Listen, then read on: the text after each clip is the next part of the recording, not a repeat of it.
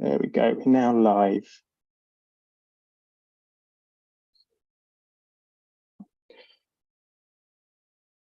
Good evening and welcome to the meeting of the Joint Transportation Board. Please note this meeting is being streamed live to the internet. Please could all members ensure their microphone is set to mute unless they are speaking to reduce any background noise.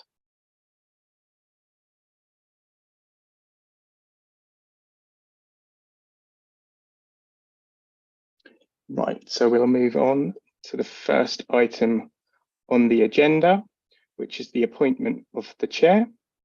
So the chairmanship of the Joint Transportation Board rotates annually between the district council members and those from the county council. For 2023-24, it is for the Kent County Council members to appoint a chair. So do we have any proposers?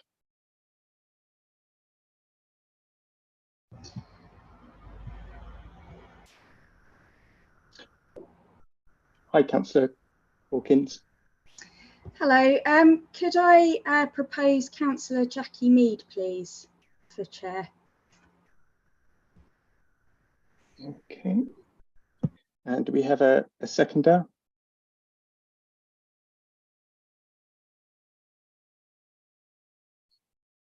So, Councillor McConville, it will be for the KCC members to elect a KCC chair. Guess I better second myself then.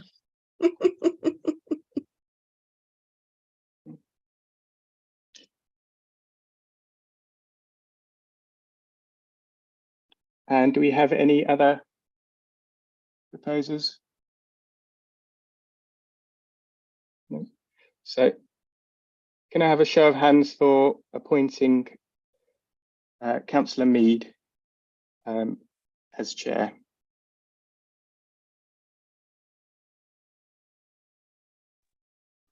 I would show, but only the county councillors vote, I understand. So. Yes, it's only KCC members.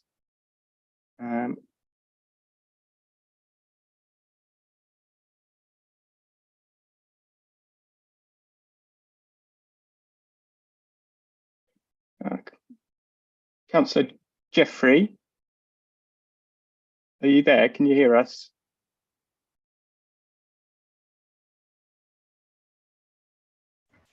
Yes, I can. I'm just checking with our head of legal as regards to the agreement, which is that the cabinet member for highways and transportation actually puts forward who will be chairman for the JTB in each district.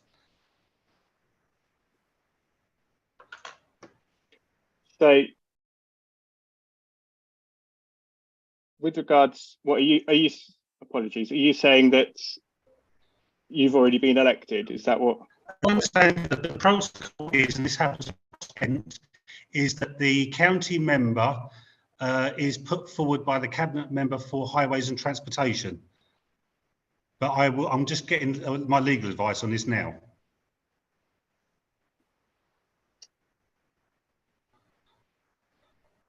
I'm just going to check our constitution because yes, this question came up in the training that we had earlier, and I know Dylan's been trying to get hold of the legal. We knew that there was a grey area. We weren't quite sure where it was sitting. And I'm not sure where we go now because it'll be 2-2 because Councillor Rory Love is on the call. And there's no casting vote because there is no outgoing. Well, assuming it's legal, the vote's already been had. Just bear with me.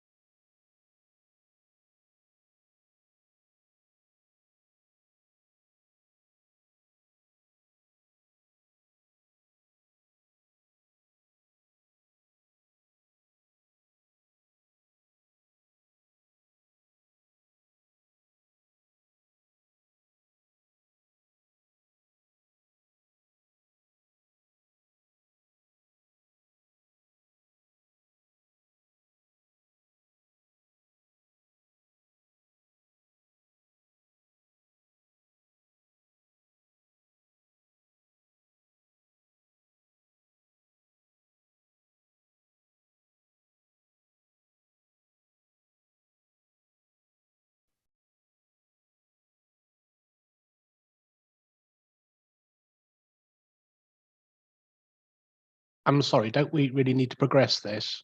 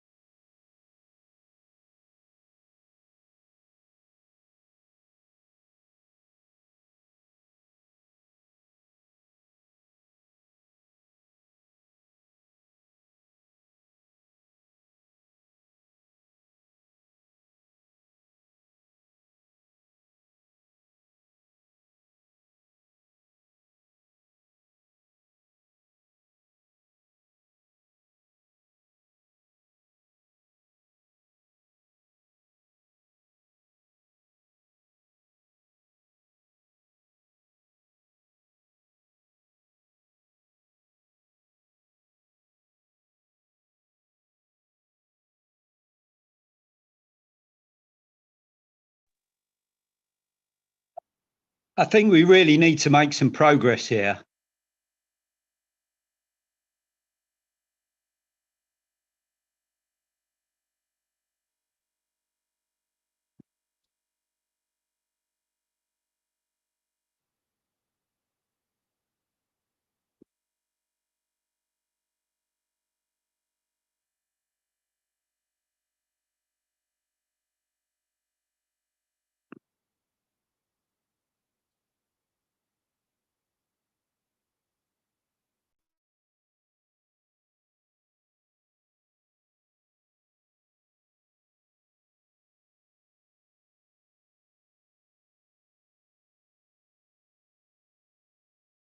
Apologies to keep you all. I've just had to obviously seek advice from Amandeep, our monitoring officer.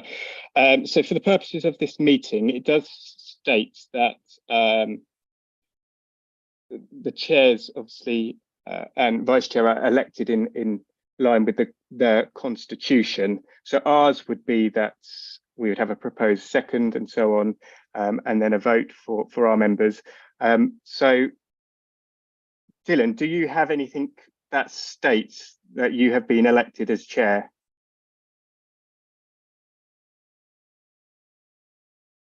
Because if not, what we will need to do is, for the purposes of this meeting, is to continue hold on, Jake. I'm chatting to our monitoring officer now, and it's the JTB agreement that determines it, not the district council's constitution.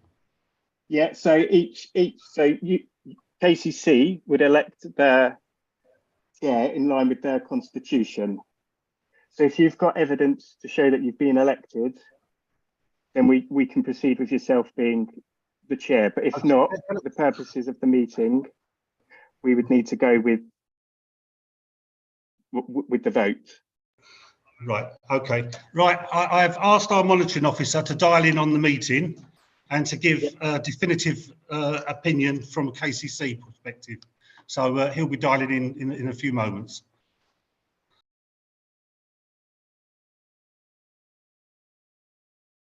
And will he be able to confirm that you have been elected? You've been appointed and elected as chair? Because that's what we need, because it's in line with your constitution, KCC's constitution. So, as I understand it, yes. But as I say, he's going to dial in and give chapter and verse. thank you.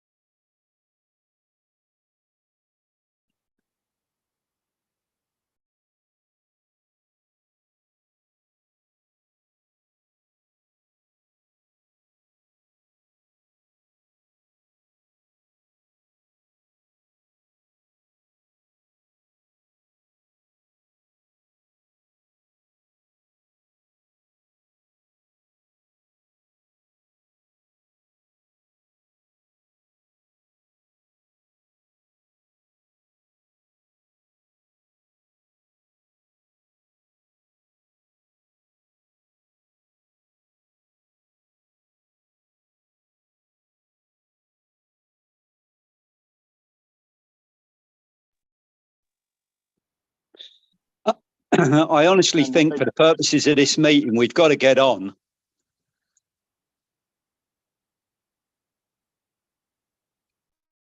Councillor Jeffries, do we have an update of when they're joining? Is it? I've just sent him the link and he said he's going to be joining imminently. And in terms of We getting on, Jim, we can't get on if the meeting is unconstitutional in KCC's eyes.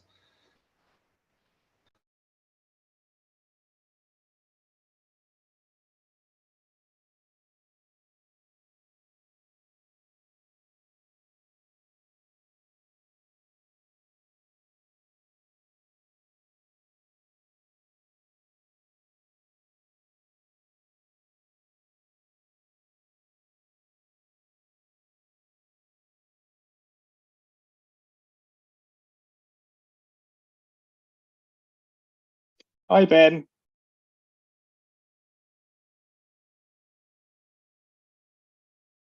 Hi, Ben. Good evening. Hi.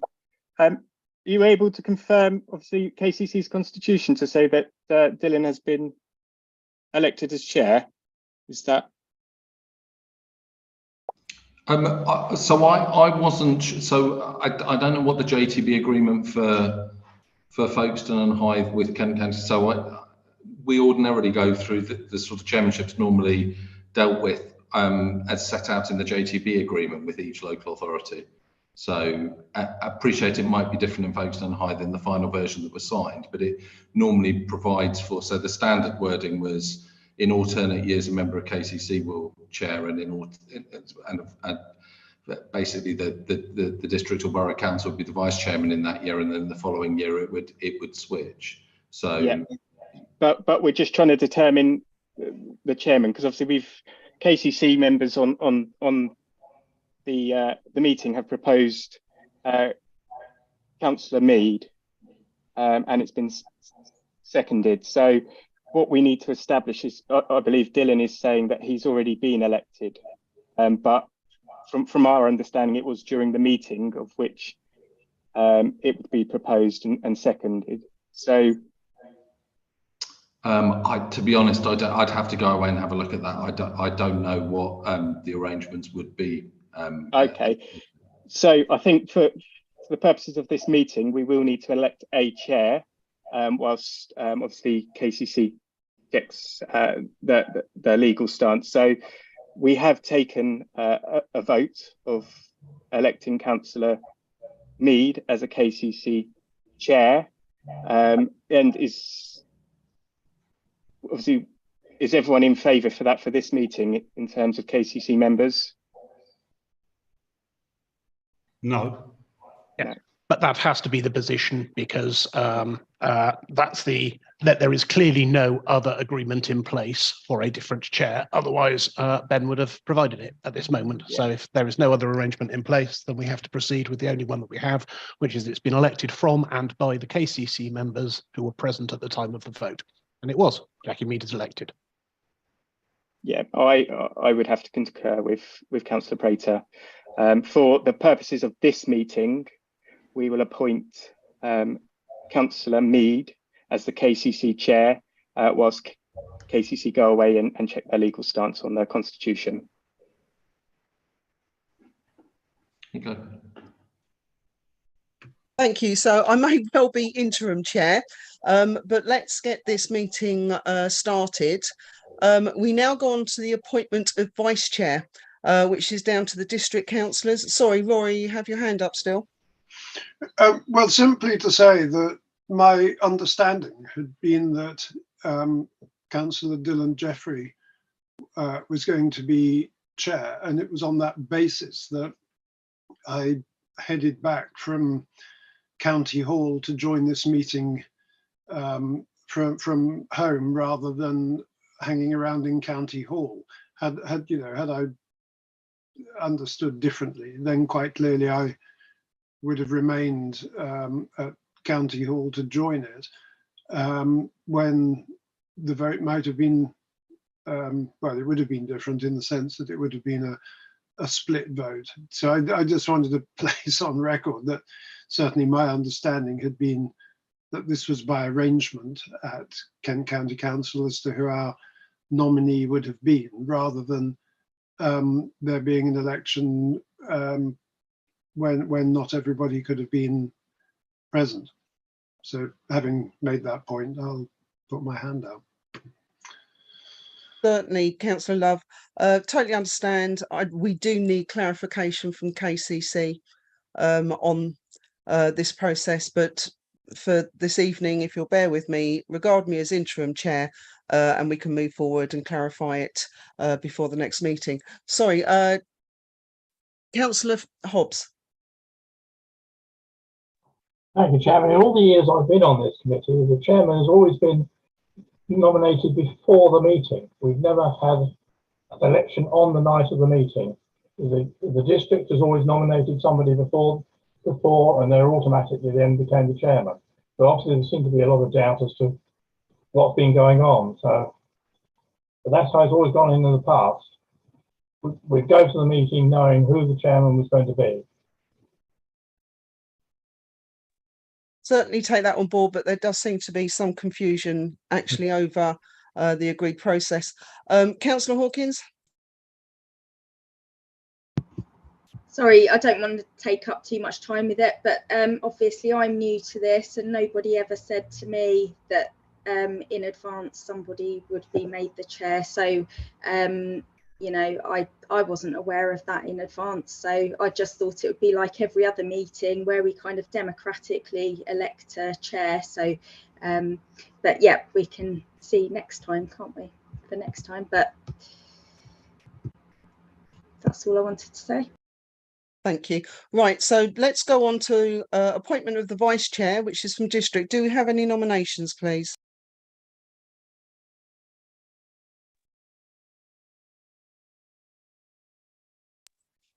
Councillor Blakemore. Thank you, Chair. I'd like to nominate Councillor John Wing, please. And do we have someone to second, please? Councillor Prater. All those in favour from district, please raise your hand.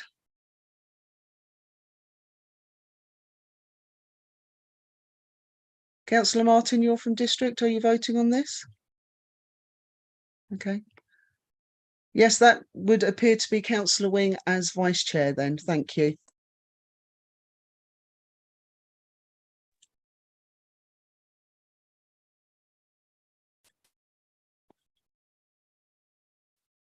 Excuse me, because I'm working off of 2 laptops because my KCC laptop will not do Zoom. Do we have any apologies for absence, please? Thank you, Chair. We have one apology from Councillor Susan Carey. Thank you. And do we have any declarations of interest? Members of the board should declare any disclosable pecuniary interest or any other significant interest in any items on today's agenda. Does anyone have any, please? I don't see any, thank you.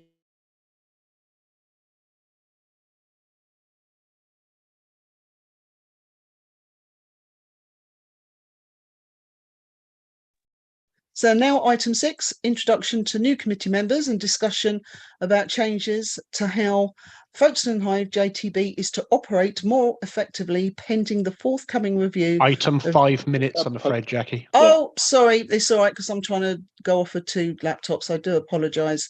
For all of those that were present at the last meeting, may I agree these minutes? Was anyone at the last meeting? I'm seeing a couple of hands. Can we say those minutes are agreed? Yes. I'm seeing nods. Yes, agreed. Okay, thank you. Thank you. So can I ask who's doing the introduction and regarding the changes, please?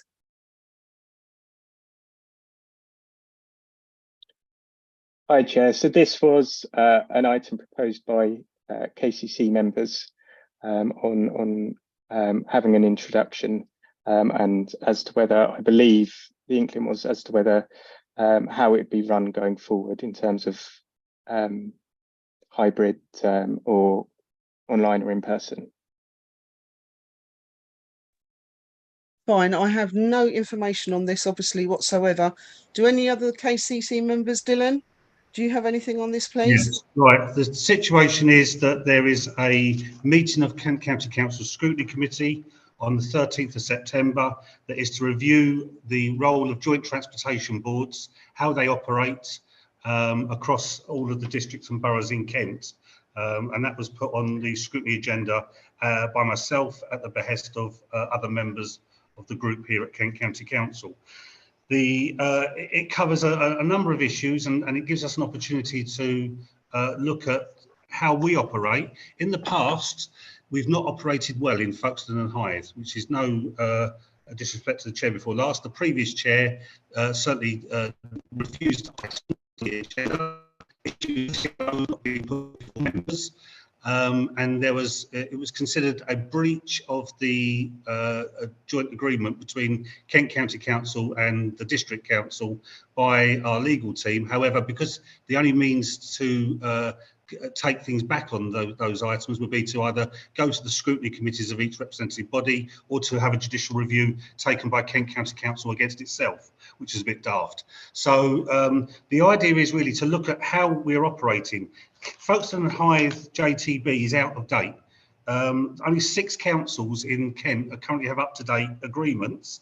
The agreements are supposed to be reviewed and signed every 4 years, and Folkestone and Hythe doesn't have that. Secondly, there's a whole number of issues to consider. For example, at the moment we only have Frank Hobbs from the parishes. We can have up to 3 parish council representatives. There's also issues to consider, such as whether we should have subs. Subs can be in from the district, but obviously they can't be from the county because there is no subs other than the members, which means there's an inbuilt imbalance in effect that the district will always be able to outvote the county members if apologies are sent. So that needs to be reviewed as to whether we have substitutes or not. And then also to just look at how the meetings operate, whether there is a need for them to be hybrid or in person, and indeed how often they should meet can all be form part of a new agreement. So really it's open for wider discussion about how people would like to see this operating in a much more fluent and better basis. The other area that does need consideration, and it's what other JTBs have, where they allow members of the public to come and address the JTB, or even, as in the case of Canterbury JTB, they do vox pops, recorded questions around any issues that may be coming up. So it actually allows the public to be far more involved. And then finally, the other outstanding issue is around petitions, because JTB can not make a decision around petitions, but can receive petitions. And there's some confusion as to whether those petitions should apply at the District Council Constitution or the Kent County Council Constitution, because the numbers are vastly different in terms of moving forward. So I think the Scrutiny Committee is going to get on the bottom of that. But some of the other local issues are what we can consider here. Thank you, Dylan. I'll open up the floor. Has anyone got anything that they would like to add or discuss or even ask questions on, please?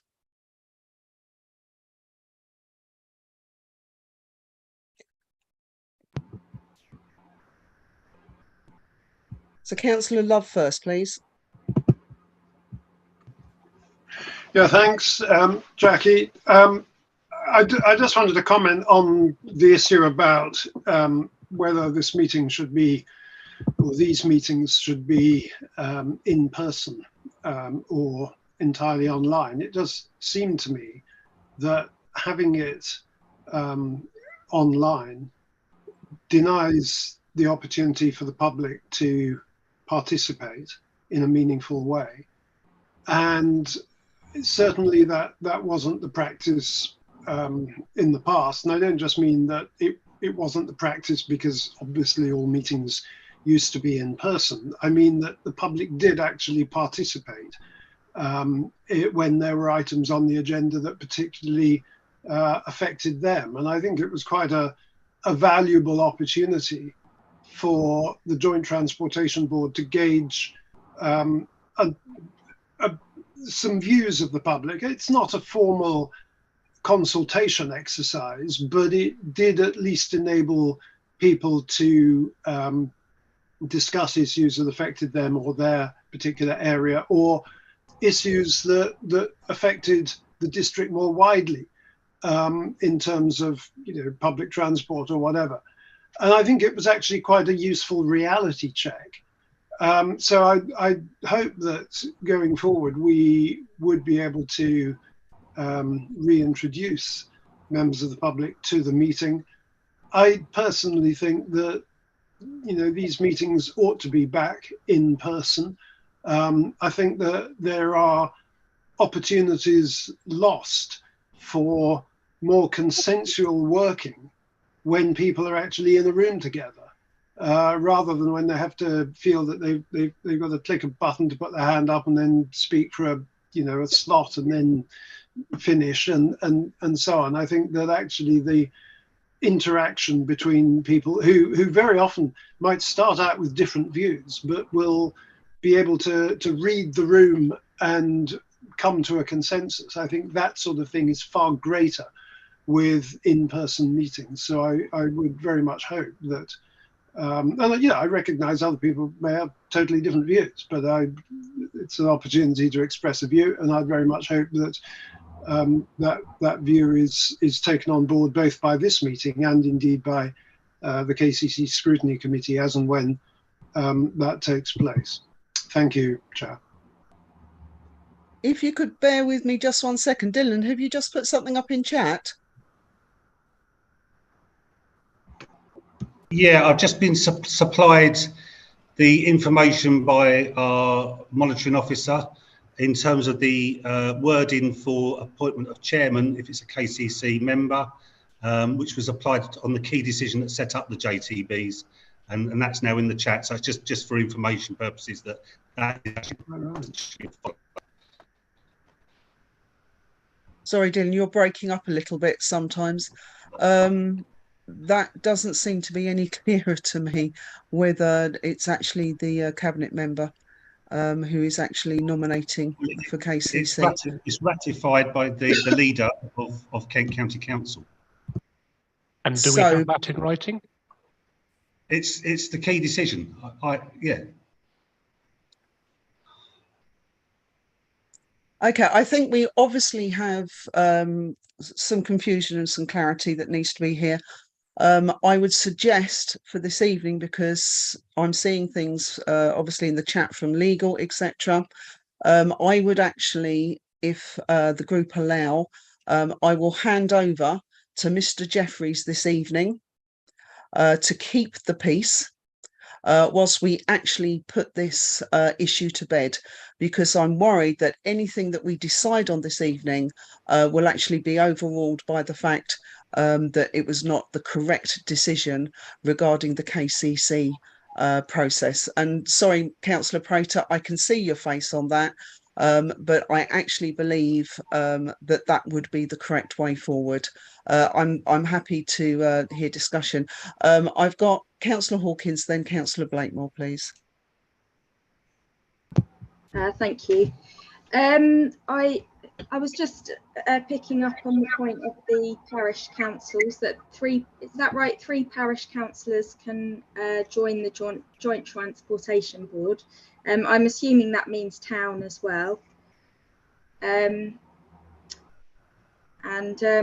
Oh, sorry, have we gone back? Sorry, have we gone back to that? Or yeah, are we still deciding? I think we have to have a decision as to whether I continue as chair this evening, or whether I pass to Dylan this evening until the situation is clarified. Sorry, Dylan, is it on this point? Yes? Yeah, Jackie, look, for the purposes, I'll be appointed after the meeting. I'm quite happy for you to chair. You know, we cooperate on many things. I don't have an issue, but it was the principle, and what we don't want to create is bad blood between the groups at Kent County Council. So I'm quite happy for you to continue, and we'll resolve this outside of the meeting. Yes. Fine, as long as everyone is happy with that. Then I'm Chair. happy to continue. I was just going to confirm that, yeah, you would need to continue chairing this meeting, and then it will be discussed between the monitoring officers after the meeting in relation going forward. Fine. Sorry, Councillor Hawkins, do you want to come back about your town and parish councillors? Yeah, sorry. So, yeah, so is that a first come, first served sort of basis? So, and does it include the town councils? Yes, I'd ask the same. How are those town and parish councillors actually chosen? Is there anything in our I can constitution? answer that, Madam Chairman. Yes, go on. Sorry, was that Councillor Hobbs? Yes, it was. Yes. Yes. Currently, we only have one on the Folkestone and Hythe area. Some of the others, I missed that bit because I got called away for a minute. Some of the other areas have got more. The members are actually elected by the area committee of the town and parishes of the district, whichever one it is. Yes. Which includes all those councils that are in membership of TAP, or the membership of TAP, or rusty phone, and in the Folkestone area, all the parishes and town councils are in membership. I did mention this in a meeting with Jim Martin a week or two ago, that possibly the best idea would be to have one covering the marsh area, one covering the hill area, and one covering the Folkestone Hythe urban area. And I think the question is, how do we actually gather those names and then choose, or they elect in? They are elected the same. They are elected by the area committee. Fine. Okay, so if we put the call out for councillors that would like to come on, maybe one from the Marsh, as you say, one from Folkestone and one from other areas, and then we can do that at our next area committee meeting. Wonderful. Okay. In where are we now? October. Wonderful. Okay. Councillor Blakemore, you had your hand up. Yes, thank you, Chair. It was just picking up on what Councillor Love was saying actually about whether these meetings should go back to being in person. It rather feels that by pushing it online, it takes away from the status of this meeting. It's not as though it's not, as I know it's not a decision-making body, but it takes it into a different place from our other committees that we all sit on. And the other thing is, I'm sure I'm not the only person in the last week who's been asked by members of the public how they can get into this meeting, how they can ask a question. And I think we should be doing everything in our power to involve our public. Thank you. Councillor Wing? Thank you, Chair. It's more as Councillor Blakemore. I believe it should be involved. How are we going to this different? Part of the idea, what can we do is what. Councillor Wing, I'm really sorry, you're breaking up. Would you like to try and take your camera off to improve your broadband width? How's that? Is that better? Much better, thank you. Yeah, thank you. It's only agreeing with Councillor Love. I think it is important to have this meeting, the public involved with the meetings. How we would do it, I don't know. The Vox Pox idea, Canterbury sounds good. Perhaps we can have a word with somebody over there to see how that works. That's it, really. Thank you. Councillor Prater? Thank you. I'm going to keep this very quick because I want to move to the other items of business which do interest residents more than this. I think online meetings are actually fine. They don't preclude resident involvement because they could speak with notice in advance. They could be added to this meeting and they could speak if we allowed them to do so under the rules of this committee, and I think we should. There should certainly be more town and parish representatives elected by the area committee. I'll leave aside to the fact that there are 4 town and parish councils represented here this evening, and I'm representing 3 of them. There should be more regular meetings of this body. Totally accept that point and agree, and I hope that scrutiny can take those points on board. I hope that's useful feedback, but I'm keen that we move on to other items on the agenda. Thank you, Councillor Prater. Councillor Jeffrey? Yeah, the JTBs normally meet 4 times a year, and the dates and times and venues are specified by the council after consultation with the JTB. One of the things that is being considered is the timing of the meeting. So currently we meet in the evening. Now, one of the proposals that's been asked to be looked at is whether we can meet in the daytime. To increase possible access for some, obviously not for others, but also or have a variance, sometimes in the day, sometimes in the evening. Secondly, to look at the hybrid model. So currently we have a situation where KCC Highways engineers are not able to, on the whole, physically attend the JTB meetings. And therefore, some councils are not in a position to deliver a hybrid model of a meeting where you could have a part physical, part online. So that needs to be taken into consideration until such time as we change our policy here. Thank you. Who's going to be feeding back from the scrutiny committee on this, please?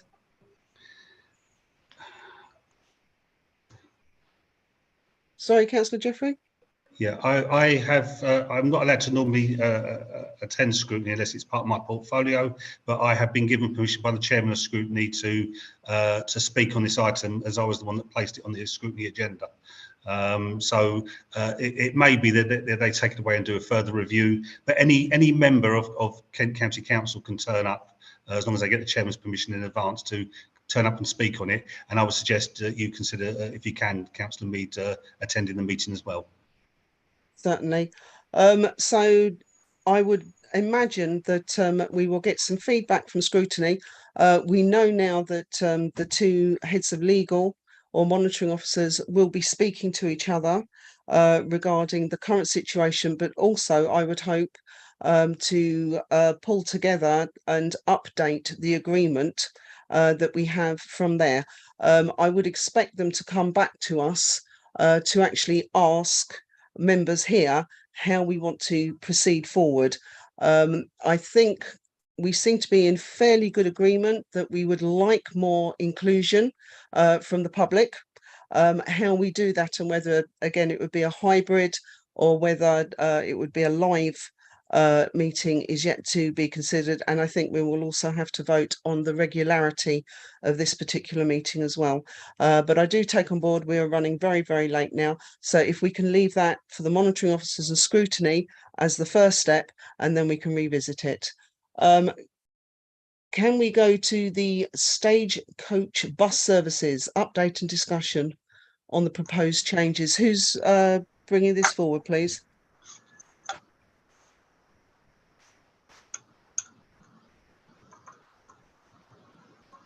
Hi, Chair. We have a member from Stagecoach, Mr. Mitchell, who's here to speak on their behalf. Thank you. Good evening, Mr. Mitchell. Sorry, we're running a little late. I'll leave it to you to give us an update, please. Yeah, no problem at all. Look, can you hear me okay? Great. Well, thank you for the invite. And my colleague Matthew Arnold, some of you will know, would generally be here, but it's his birthday today. And things being challenging at the moment, I thought I'd give him the evening off and field questions and challenges you may have. I've already promised Councillor Martin that I won't go on in depth about how difficult we found it within the business, because we have, but I can assure you it isn't as difficult as some of your customers have found. I also don't propose going into any specific detail around individual services, although if there are things people would like me to pick up, take away or cover off, I'm happy to do so. I'm conscious of your time, you've got a busy agenda, so there were three things really I just wanted to go through with you. So firstly, the kind of context. So I've spoken to Councillor Martin, he knows this from the conversations we've had in the past, has been supportive and challenging in equal measure. Quite rightly, is that I think he's doing a very good job and has given me a hard time as well as a supportive time in some of the things that we've been facing.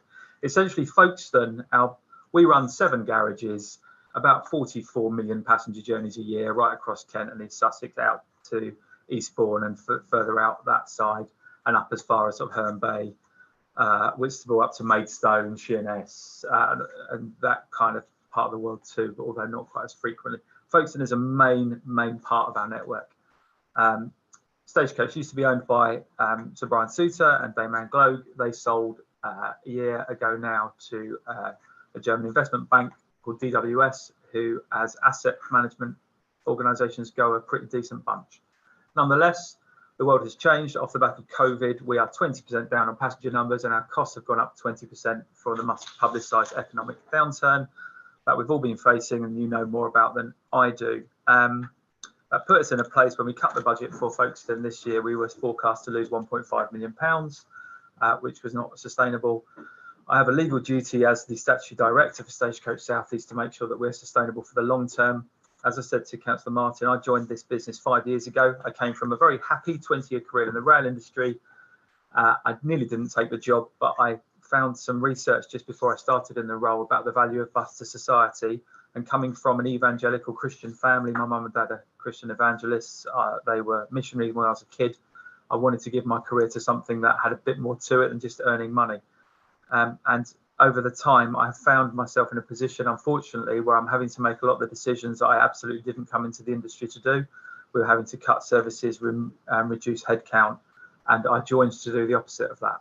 So it's been a really, really difficult time, and we're now in a place where we are building back from what I've called a reset. So we were not able to continue to operate in the way that we were. We could not sustain those losses for any more than another couple of months without having to withdraw entirely. We've been very well supported by Kent County Council. We've been very well supported by local councils, and we have been very well supported by national government, but the national government support has finished. So we were mandated by the DfT to return our businesses to models that were sustainably viable on their own 2 feet. And actually some of the funding through KCC has continued. There's a new pot that was made available called the BSIP fund. Anyway, we came to a point where we have had to merge Folkestone and Dover depots to take the overheads down.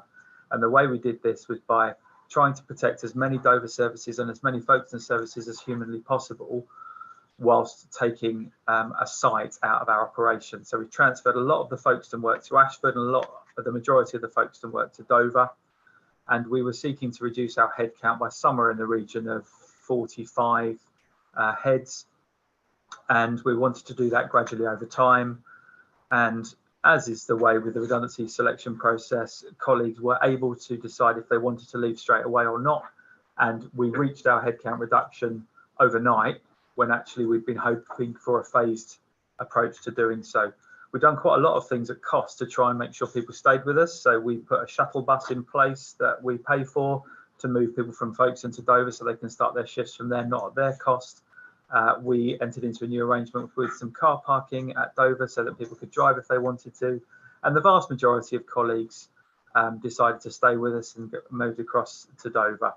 But we lost about 39 drivers. So as it currently stands, we have approximately 170 drivers at Dover for an establishment of 178, which isn't a particularly difficult gap, because you would cover that with rest day working easily, and that wouldn't be an issue for us anywhere else, nor would it be an issue for us at Dover, other than we have a short-term issue whereby we need colleagues at Dover to learn the routes for the colleagues at Folkestone. So we have we're over establishment on former Dover drivers and under establishment on former Folkestone drivers as we come together. So I have no concerns about that in the medium term, but we have pace behind it because we are finding ourselves in a position where we're cancelling more buses than I would like, and I'm incredibly sorry about that. I wish we weren't, and I know your constituents and the good people of Folkestone and Hythe wish we weren't as well. There is a fix in place. We will resolve that quickly. But that has exacerbated the situation where some people have found that their services are not operating in the way that they're used to or would like them to, particularly the 16, which used to run from Hythe all the way through to Canterbury, now starts from Folkestone.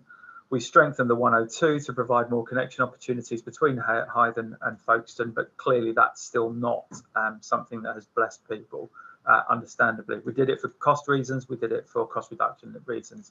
We did it for reasons that we had no other choice but to do. One of the things that we've committed to Councillor Martin is that in doing so, we have really severed the opportunity for people from Hythe to access a mainline rail station. Yes, they can get into Folkestone bus station, but there is a considerable walk there to your local railway station. So we're already back at the drawing board to look at that one again. We've protected all the school services. There are no changes there.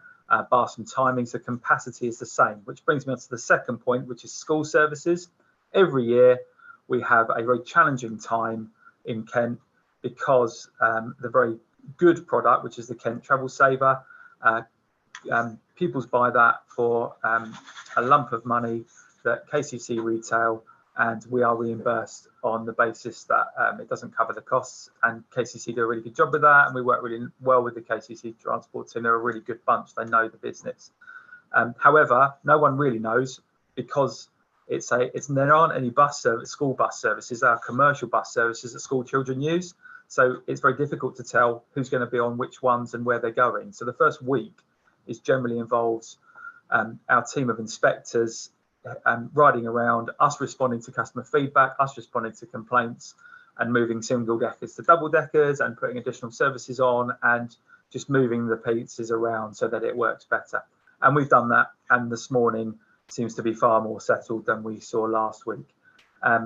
This is an annual challenge. It still blows my mind 4 years on that we face this challenge without being able to tell where school kids are going. But if you talk to any of the local schools, they'll tell you how many children they've got coming, and they'll tell you where they're coming from, but they aren't able to tell you how they're going to get to school. They can't tell you whether they're going to be driven, whether they're going to walk, whether they're going to travel by bus. So we have to kind of do the best we can with what we had the previous year, and then just tweak.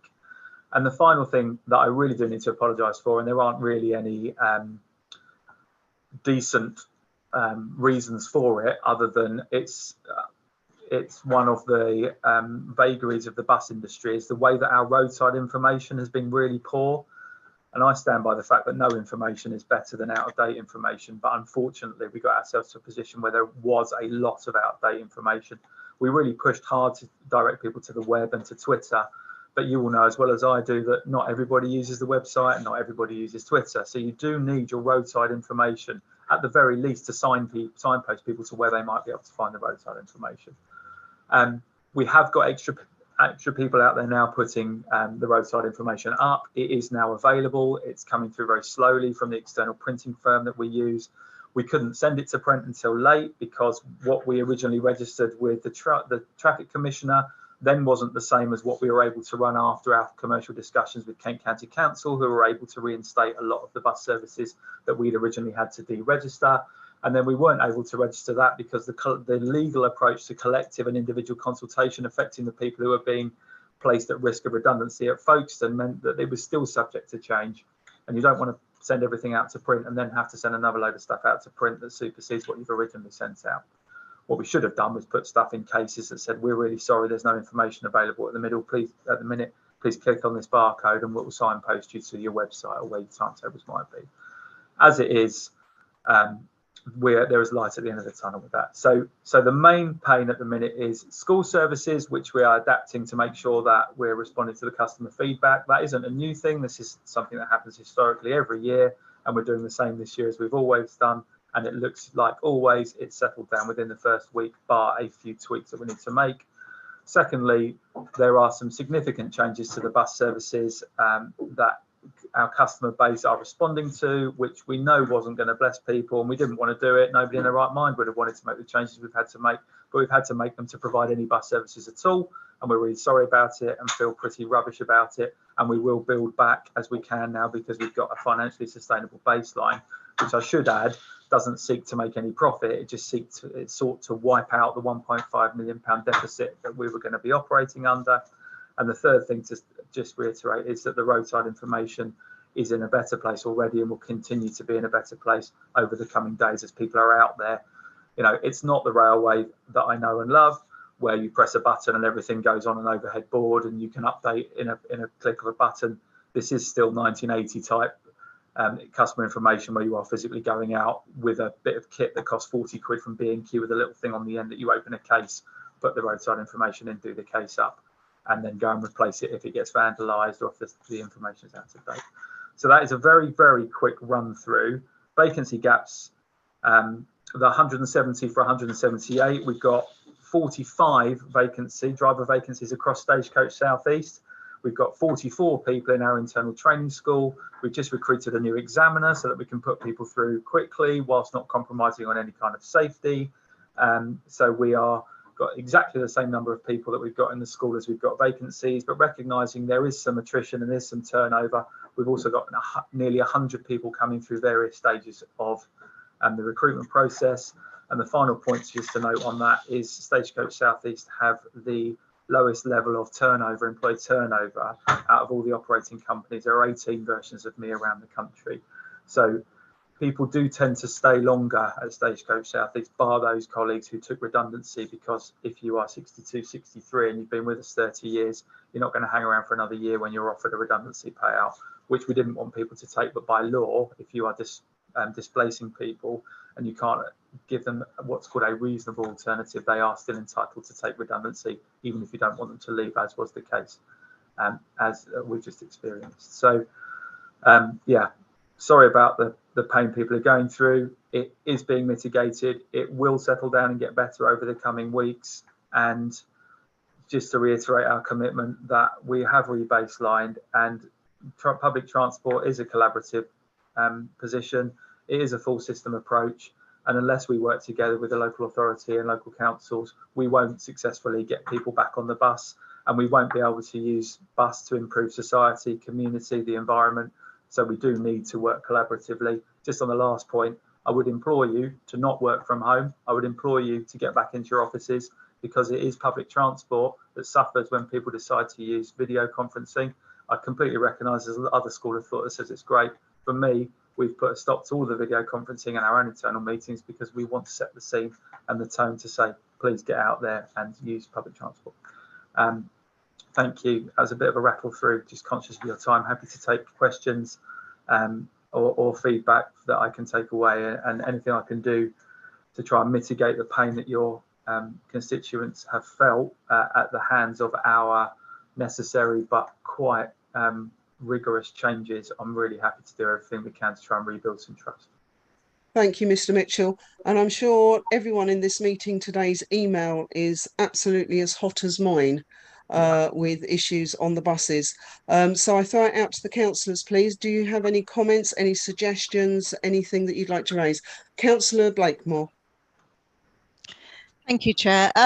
I know we don't want to get into the detail of individual services, but I find it a little bit hard to believe that the beginning of this school year was the same as every other beginning of school year for the last however many, because there simply were kids trying to get on buses that were never going to come, because they thought the buses they got last year was going to be there, and so did the information at the bus stop tell them that. But anyway, enough of that.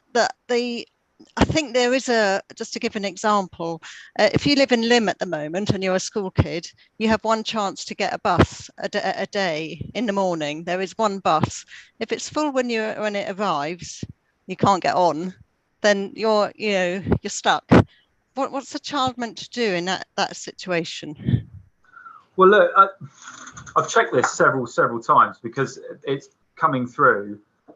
There hasn't been any capacity reduction at Lymm in the morning peak. There definitely has been a reduction in services for Lymm outside of school bus hours, but there have been some timings changed, but the same volume of buses are still available for the school kids in Lymm as they always have been.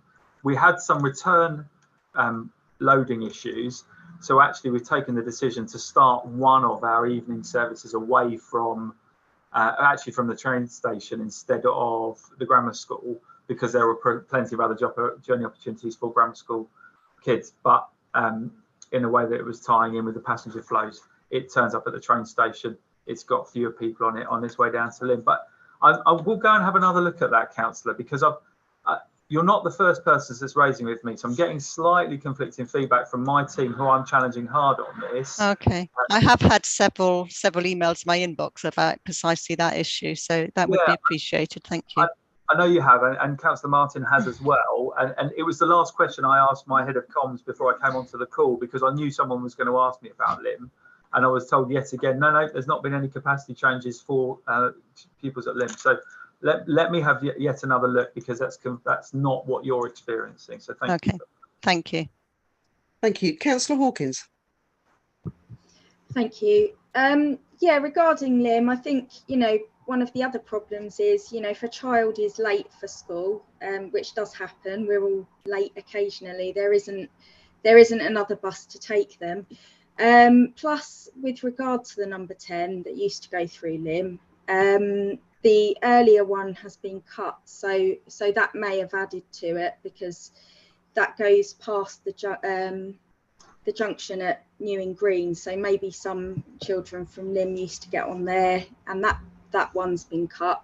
I've had emails from residents who catch the number 10 that they can't get to work anymore because that earlier number 10 has been cut, so they can't get to work. So that may be another factor in what Councillor Blakemore has just said. Yeah, I mean, Lymm is probably the best example of a location that has got people that need a bus service, but not enough people to warrant the additional bus that's required from a capital and an operational expenditure perspective. So there isn't enough revenue from the good people of Lymm to qualify the £150,000 per annum it costs to put another bus in the circuit. So it's quite brutal. And I think this is what I was trying to say to Councillor Martin, is there is an opportunity for us with a clearer baseline and less of a catastrophic backdrop to now try and see what we can do differently moving forward. But I'm under no illusion that there are quite a lot of people in Lymm who are seriously inconvenienced now, in the same way that not for this particular geographical area, but in Bethersden, which is the other side of Ashford on the way out to Tenterton, I got invited to a village hall. When I got there, I thought it was something else was just finishing, but it was literally, you couldn't get anybody else in. There were 400 people standing there because we'd had to cut some of their services out. And I stood there for 2 hours just hearing from people about the real human cost of reduction of bus services. And it'll be the same in Lymm. I could go to their village hall and they would say exactly the same things to me. So we're not just going to abandon this. We're not walking away from it, but I appreciate that comes as no kind of consolation for people right now. But it is quite simply the economics of it don't add up. And we need to think of some other way of serving, either be it through demand responsive transport or lower frequency, but something. And I know this has not gone down at all well, and I appreciate how painful it is for people. So my commitment is we will go back and have a look again at Lymm and see what else we can do about it. Now we've got ourselves to a sustainable baseline that we know we can continue to operate something, because honestly, for a while there, I didn't think we would be operating in Folkestone at all. And we are, and we're here to stay, and we need to do the best job we possibly can with the money that we've got available. Thank you. Councillor Alan Martin. Yeah, thank you very much. Joel, thanks for your update. I represent the Romney Marsh, which has been very severely impacted by the changes. It's almost impossible to get down to Rye in any sensible length of time. It's not easy to get up to Ashford, where of course our main hospital is. It's no easier getting into Folkestone. I'm sure a lot of my residents who are listening into this session could probably find a way of understanding the fact that there's some difficult economic decisions that you guys have had to make. But for many years, we've seen half-empty double-decker buses rolling around the marsh. And I wonder, first of all, whether you can perhaps just put a bit more meat on the bones around your decision making. A smaller bus would be preferable to no bus. I'm sure you've looked at that, but maybe you can help people listening into the call to understand the cost of resource and different buses. When you've done that, I'd love to hear a little bit more about this building back. I'm struggling to understand. I mean, when you stop a bus from running, you're forcing people to go elsewhere, so they'll grit their teeth and crack on with it. When you talk about building back, how do you actually judge that demand, and how do the public actually let you know what routes are demanded for, so that you know which buses to put back on again? Yeah, thank you. Two really salient, well thought out points. So that the marsh itself, we took the decision. So some of you will remember back in the day, but certainly before my time, that we used to operate a service all the way from Dover to Hastings, and it didn't terminate at all. But nowadays, because of traffic congestion, it now takes, for a bus that's on the road for an hour, it now takes 10 minutes longer to cover the same distance as it did 10 years ago, because of congestion, traffic usage, all the much publicised use that COVID accelerated. Actually, I think road cars are now 108% of pre-COVID numbers, whereas bus use is more like 80%. Some of the central government messaging pushed people out of public transport and all that good stuff. So what we've done, because we want to protect the punctuality between Dover and the Marsh, is we've now terminate the 102 at Lydd instead of at Rye. So you used to go Dover Rye, get off there, and Rye Hastings was the other end of what used to be the wave. What we've done is we've stretched it the other side. So you go Hastings, Lydd, Dover. And the main issue for that some of you will have experienced, is whenever the sun comes out, you can't run a bus service anywhere near Canberra. And so you're ruining your Dover service because you can't get through Canberra. And whatever we do, and whoever we talk to, and whatever traffic enforcement, we try and get involved. And there've been some great collaborative work, both with Kent County Council and East Sussex County Council. Canberra ruins our bus service. So we're trying to self-contain that in, because what we don't want is Folkestone, Dover, Canterbury ending up with a hellish bus service, interworking of crew. So you've got a bus driver who might be doing a Folkestone local, and then a Dover service, and then a 16, and then a 102, and suddenly it all becomes mush and the whole thing unravels and nobody wants to use the bus, all because it's sunny in Canberra. So we've decided to let East Sussex absorb the delays on the Canberra side and protect Kent from that, and we will continue to work with Canberra. In answer to your very salient point, which is the first thing I asked when I came and did this job, is why on earth we got empty double-deckers running around all day? This is from a railwayman's perspective. So in the morning peak in the railway, you'd run a 12-coach train, up and down, totally full. And at 9 o'clock, everyone's in the office. You cut it down to 4 coaches, put 8 of them back in the shed and run 4 cars around all day until it gets to 4 o'clock in the afternoon. You get your other 8 back and you bolt them back together again, then move your passengers. Because of the school traffic that we move in Kent and East Sussex, we are a highly peak demand bus company. And what that means is about 75 or 80% of our patronage runs around between the hours of about 7 o'clock and 9 o'clock, and again between 16 and 1800. And so you have to have double deckers to contain that peak demand. So you've bought your double deckers, which means they're depreciating and you've got a bus fleet. What you don't want to then do is double your bus fleet by having smaller buses that you run around off peak. Because believe it or not, a Mercedes Sprinter with 19 seats depreciates at about the same cost on your account as a Scania double decker. So it's just not economic sense. It puts your cost base up about 40%, Councillor Martin, and it was a shock to me, because actually you get a lot of people saying, why have you got all these big double deckers, you know, polluting the atmosphere, which actually is nonsense anyway, because a Euro 6 diesel engine emits lower emissions than a normal family diesel car. In fact, at Birchington, there's a little air monitoring site, and the air quality was better after the bus had been through than it was before the bus had arrived, which says quite a lot about the quality of that monitoring station at Birchington. But you know, I'm not trying to be over exaggerating or being flamboyant with it. So the double deckers are necessary, unless we decided, and there has been some discussion at a strategic level about whether we become less of a high peak bus company. But frankly, if we're not moving school kids about, as per our previous discussion, who on earth is going to? And those school kids are also our passengers for the future. So we need them to experience the bus. We need them to fall in love with it, and we need them to be really good for the future, which takes me on to your next point, which is about building back. Now, the bus industry is not about to be saved by fares trials, much as I'm grateful for the BSIP funding and the £2 fare cap. If you pay a quid for your ticket, £2 or £10, and your bus is late or infrequent or doesn't turn up or your information is rubbish, they are the things that will stop people from using the bus.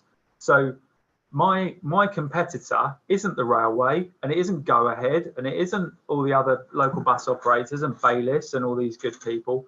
Our competitor in bus is the car. So unless we can get people out of the private car and into the bus, then we can't build back. So the way that we will build back is predominantly about infrastructure changes to make sure that the bus can run without traffic congestion. Because if you can run and encourage passengers to join you, then you can increase your frequency. It's very much chicken and egg. Unless you can grow your patronage because you run a reliable, punctual, clean and welcoming bus service, you can't attract more people. Now, when I first got here back in 2019, we got about 25 grand together with UK Bus and did a YouGov survey to ask our customers in Kent and Sussex what they want to see to use the bus more. And the number one thing out of anything wasn't lowered fares or refreshments or any of the things we thought it might be. It was absolutely number one, punctuality and reliability. And at the minute, 80%, 80 of our buses arrive within 5 minutes of their advertised time, which as a railwayman makes me want to cry until I realise that's actually the best in all the bus companies in the south, because we've invested heavily in trying to get punctuality and reliability right. In addition to that, we've just had our lowest level of bus breakdowns for nearly 2 years.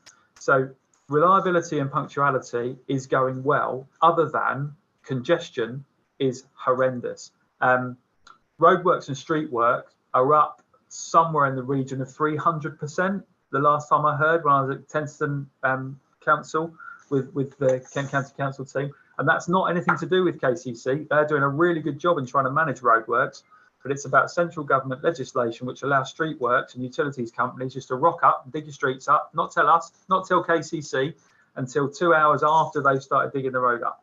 So unless we can crack dedicated busways, more bus lanes, more traffic priority calming measures to take cars off the road, then we can start to get people excited. Then we can start to increase the number of buses on the road, because frequency can only be enhanced by a lack of congestion. Because what traffic congestion does, it means you have to extend your journey times. So a bus service that would have taken you half an hour in the past now takes you 45 minutes, which means you need to put another bus in to maintain the frequency, which drives your cost base up, which means you then end up deregistering the stuff that isn't economically viable but is socially necessary. So it's a very complex problem. It is resolvable, and the BSIP fund is brilliant. And Kent have got about 20 million from memory. East Sussex got 40 odd, and we need to spend that money wisely. Which brings me back to your building back. The BSIP fund is there to encourage people to use the bus. It's not there to protect stuff that wasn't being utilised by customers. And it's a really difficult social balance, because you've got people who need the bus and are travelling on bus services that aren't commercially viable. What you don't want to do is be spending the long-term growth money on papering over the cracks of what isn't working. So we have to work collaboratively with local authorities, with local government, to decide where can we spend money wisely to improve punctuality and reliability, so people like me can build business cases to put more buses on the road, so we can grow patronage, get people out of their cars, and then you've got this cycle of prosperity rather than this cycle of deprivation where you end up cutting costs, taking people off the road, and just running your best performing financial bus services, which is not what anybody wants, I can assure you of that. So thank sorry. you, Mr. Mitchell. Thank you, because we are running short of time. I have 5 councillors with their hands up, so I will not be taking any other questions after that. If we can keep them short and to the point, I'd really appreciate it. Councillor Love, please. Yeah, thank you very much, Chair, and thank you, Joel, for coming and running through a lot of the economics with us. I think that is, you know, a reality check, and I absolutely understand the economics that you've outlined. In fact, I outlined some fairly similar ones myself about bus services at a meeting at Folkestone Town Council a few months ago, and I was sort of looked at as if I was talking a different language. But you know, the fact that people are not getting the bus to work in the way that they used to does quite clearly make a difference. Now, having said that, and thank you also, by the way, for the acknowledgement of the support that you've had from Kent County Council, because sometimes that's not recognised, and you know, as you rightly say, we've got to work collaboratively on these things. What I am really concerned about, I mean, I've had a number of issues, just like other councillors, district and county have raised, about things like the links between the number 16 and the number 102, and how the timetabling works on that, which in effect means that, you know, one of the buses is out of service for that particular passenger.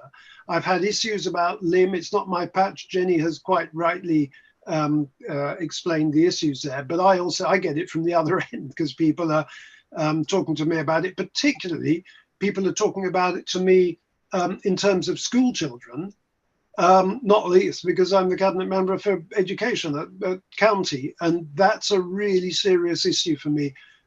We also hear about buses generally being already full by the time they get to some of the bus stops in parts of West Hythe, in Saltwood and so on. So, and you know, it's not like one person that's left waiting, it's quite a few people, and which suggests to me that there is that demand for the services. I've had issues about the last bus out of Folkestone just a moment ago. Alan Martin said it's not easy to get into Folkestone from the Marsh, not easy to get back either, because if you remove that last bus, what it actually means is that there are a number of, you know, cafes and restaurants and things in Folkestone that are now off limits because people are going to struggle to get home afterwards. And a slightly unusual one, perhaps, is an impact on charities who rely on volunteers. And a lot of volunteers don't actually like getting their cars out on the road to do their bit of volunteering. They like to be able to jump on the bus and then go home afterwards without cluttering up the roads and having all the problems of looking for somewhere to park. What I really hope, and I think I've got some of this from what you've said, but what I really hope is that you can, that I can go back and tell my residents, and I'm sure other councillors here will want to be able to tell their residents the same thing, that you will commit to going back to the drawing board on some of these, looking at the issues, seeing what can be done, not waiting till the next timetable, but seeing what can be done here and now. And I mean, I heard you talk about looking for alternative solutions, different types of transport, smaller vehicles, whatever. Some of those may be the solution. But I think what residents want to hear and what school children want to hear is that they're not going to have to endure some of these difficulties as we get into the winter, that something can be looked at, that there's a real commitment to look at this here and now. And I take your point. If something hadn't been done, there might not be a bus service at all. I absolutely understand that, but it's how we move forward from here, and what offer you are able to give. I think that would go a long way if you want people to love the bus, which I do, and I want people to be able to do that. How can you reassure us on that? What can you tell us that we can then pass on to our residents? Well, I guess two things on that, Councillor Love. Thank you for those points. That made a lot of sense to me. I think the first one about the school capacity issues, I would ask you just to have keep your ear to the ground and see if that's settling already, because certainly our post bag is from Monday of last week was all angst, understandably, and now there's some angst. It's not as much of it, and there's a lot more. Thank you for resolving that. It's been much better, and that is a symptom of the bus industry. It happens everywhere in the country at this time of year, and then once that's happened, you're kind of locked in for the rest of the school year while that passenger flow settles, which it is now definitely doing. But if there are other ones that are still emerging, then we will need to get onto those too. In fact, I had my inspectors out this morning, and the report from my head of business improvement, who looks after the customer, essentially, particularly for the business improvement inspectors, was things have settled much better at the start of this week than they were at the start of last week. In terms of what can we do now, we have 4 commercial officers who write the duties and write the rotas. And at the minute, we've done probably a year's worth of change in about 6 weeks, and which is one of the reasons why our roadside information is so bad. And bearing in mind, I'm having the same conversation with the people of Eastbourne, with the people of Hastings, with the people of Ashford.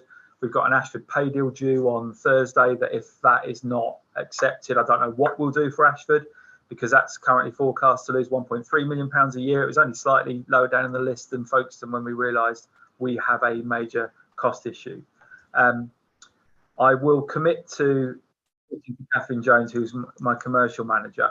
We have to recut the duties and rotas at Dover now anyway, to try and get the route learning up so that there aren't cancellations in Folkestone.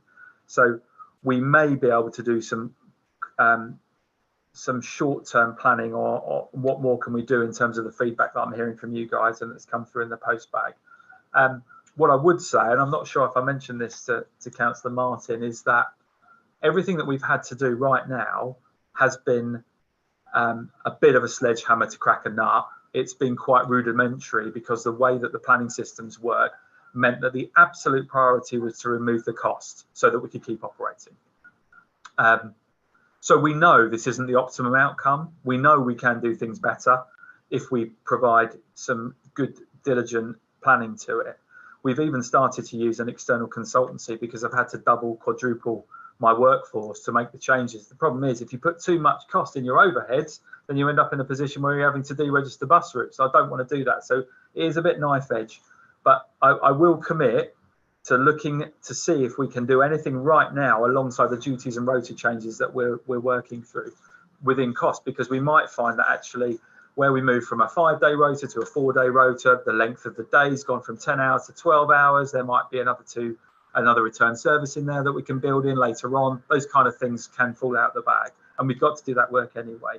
So I will keep you informed as a JTB through Councillor Martin, if I may, so that we can have an update regularly for you guys, because I do appreciate that the people of Folkestone and Hythe, of all of our operation, of all of our customer base, have seen the most significant change at this last timetable change. And I do feel personally responsible for that, and I want to give back as much as I possibly can, recognising that I'm not particularly popular, and actually I've got to go and talk to the BBC and Meridian tomorrow to answer the same kind of questions that you guys are asking me to answer now. So, let me see what we can do. I'm not just saying that so that you give me some peace. I do definitely want to do something to fix as much as we possibly can for your constituents, if that's okay. Chair, could Joel give us, perhaps for circulation after the meeting, some kind of contact email or something if there are further emerging issues, so that we can actually feed back in? Yes, yeah. That'd be a very good idea. Would that be possible, John? What I did with Tenterton and Featherston, much smaller scale, but I just went straight back through the clerk.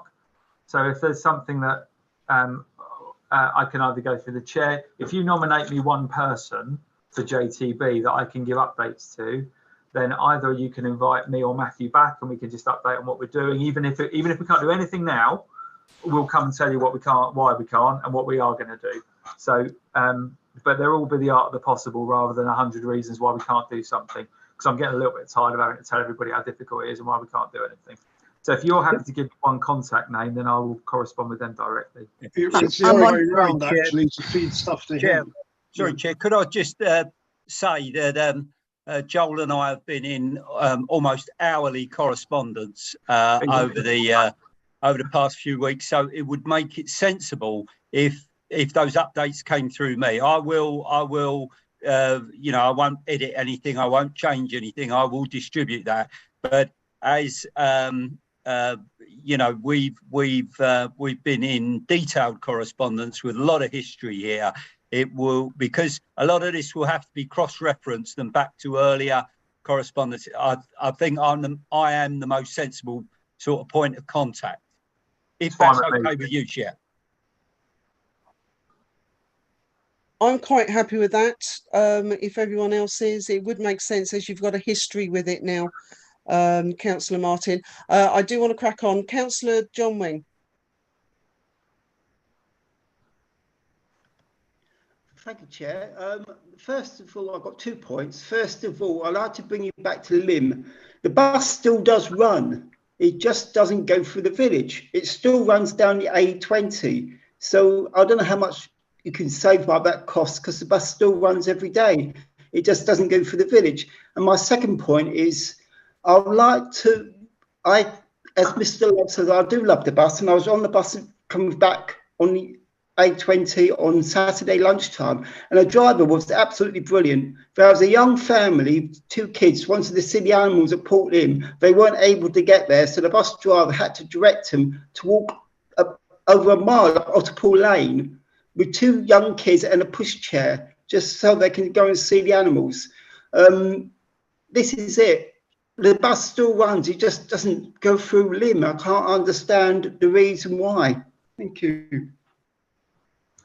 Yeah, I hate those narratives because I know there's so many of them out there, and I don't want a family to be walking along the road.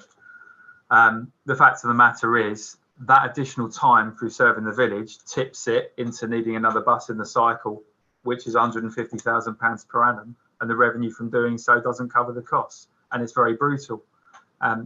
But you know, again, as part of this conversation, there might be a cleverer way of stealing from Peter to pay Paul. I mean, one of the things that we did coming out of Ashford to Tenterton, the brutal approach was just to stop serving one road entirely, and the 3 or 4 villages got lost off of our network, while the other line of route out to Tenterton had the same capacity as it had always had. So in the end, what we did is we spread it between both sides. So actually, you kind of spread the pain to an extent. It isn't ideal, but you know, it's that kind of thinking, Councillor Wing, that you know, if you recut it in its entirety, do you still get what we've currently offered? And I would say not, but it does take time to build it from base up. And a lot of the routes that we currently operate do well, and they are well used, and people like them. But even merging Dover and Folkestone will give us the opportunity, once we've had a bit of bedding in time, to see what works and what doesn't. But I am hearing Lympne loud and clear. So, you know, mark my words, I think I've heard the word Lympne about 15 times because I'm ticking it every time somebody's saying it, and I've got a lot of ticks in front of me. I'm sure you have. But Councillor Prater, please. Thank you. Hello, Joel. It's Tim. We emailed last week. Firstly, I'd like to say thank you for your explanations. I accept that you have apologised for the pain of what I'd say has been a botched service delivery change, and I'm afraid that's the way it does feel. I also did hear your apology on bus timetables, and I'm grateful for that, because you're totally right. The roadside information really still needs updating immediately. There are, as far as I'm aware, a few photocopied updates in boards on bus stations, but they're not very few actually at stops across the district as of yet. And so bus stops are still advertising services which do not exist. I'm in Sandgate, where the bus displays are resplendent with the number 16 bus service, which is great because you can't catch it from there anymore. That was a point I made to you last week, and I still don't get how printing bus timetables, getting in intervals takes so long. I certainly don't understand why putting a notice onto each board saying do not rely on this timetable, look online at this address, couldn't been in place last Monday if you'd driven around with sellotape. Correct. So now, as I understand it in terms of passengers, I get your figure. I get the fact that bus loading are down, but you said bus numbers were down 20%, and I wasn't aware that that was the case. I thought that, as I understood it, pass holder numbers are down 20% of those who are over a certain age, and that actually school service numbers had recovered quite well, and under 60 passenger services numbers had recovered quite well, but what hadn't recovered was the same number of pass holders using services. So we're talking about those people with bus passes who are not using them as much as they used to 3 or 4 years ago. And honestly, it's not them using Zoom that's causing your drop-off in bus station usage at this stage and going to those meetings. I'd also have to say that I'm afraid that I feel that there's been an issue of trust here. There was your consultation during the course of the spring and summer on service reductions and services that you were looking at cutting and services that you were looking at withdrawing from entirely. But then the revised bus table comes out and people realise that there are a number of changes were entirely out of the scope of that conversation. So as other people have said, early buses were cut from services, late buses were cut from services. People who could previously get to work at 7 a.m. in Folkestone can no longer get to work at 7 a.m. in Folkestone because that bus service changed, and nobody even mentioned that during the course of the summer. I'd also say that, you know, in terms of building back and in protecting the punctuality of services due to the increased congestion, what do you think the impact of reducing those services is going to be on congestion? So the reduction in services is going to prove counterproductive because the people who now need to get on the road and get to their 7 o'clock starting 7 a.m. job on in Folkestone are going to need to get on the road because they can't catch the bus. So you've ceded that ground to your competitor in this bus change, and your competition are going to block the road to you, which will make it increasingly hard for you to re-establish those services. One point I'd like to make on the depot sale actually is that I get how you closing that depot and you selling that site makes you a capital cost, how it gives shareholders back some cash. I don't quite get how it reduces your running costs that much, because the buses still have to go further to leave the timetable and return. They have to be driven 20 miles to Ashford and back. The bus drivers have got to drive that period of time, which costs in fuel and drivers. The buses cost no more to park in Kent Road than they did in Dover or Ashford. They cost no more to clean in Kent Road than they did in Dover or Ashford, or more to set up. What are you actually saving in terms of revenue cost for closing that depot, as opposed to a capital receipt? Because, you know, whatever your capital receipt on that, are we going to see it in Folkestone and Hythe to support future services? Is that cash going to be reinvested in our local services, or is that going to go elsewhere? When you're saying you're going to be rebuilding services from here, it does feel like ground zero, but I do hope that you are going to be rebuilding them. But I hope that's going to happen relatively quickly, and not in 6 months' time, but as you say, starting as soon as it becomes practical to do so. So literally where we're talking about those early and late services, if it is possible to get those early and late services back before people buy the cars and get themselves to that job themselves, the earlier you could reintroduce those, the better, because those who are working from 7 a.m. in the morning and until 10:30 at night in Folkestone are feeling pretty cut off at this moment and don't know how to do the job that you'd like them to go to work to do, because they can't do it on Zoom, but no longer can. And only a positive suggestion, I do have them occasionally, and this will be my contribution to this one, is that I do accept that punctuality is difficult, and I accept that delays are difficult in terms of buses and are a disincentive to people using the bus, but not knowing about them is worse. And if you're stood at a bus stop and the bus doesn't arrive, not knowing that bus is coming is the worst part of it. Where you've got live vehicle tracking and live bus information displays, they make a real impact on how people use them. Using the bus service in London feels like a delight. In fact, even using southeastern trains feels like a stage. You stand on the platform and you know when the train's coming, and even if it is 5 minutes late, you know it's only 5 minutes late because you can see that on the display.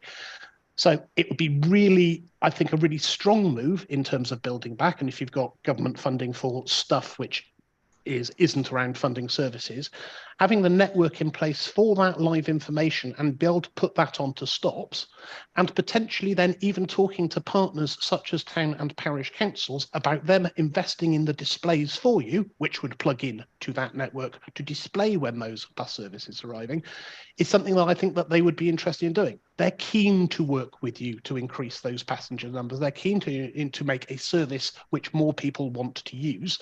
And it may be that they could help the capital cost of doing so, but they do need a network to plug into, and they do need that information to be available.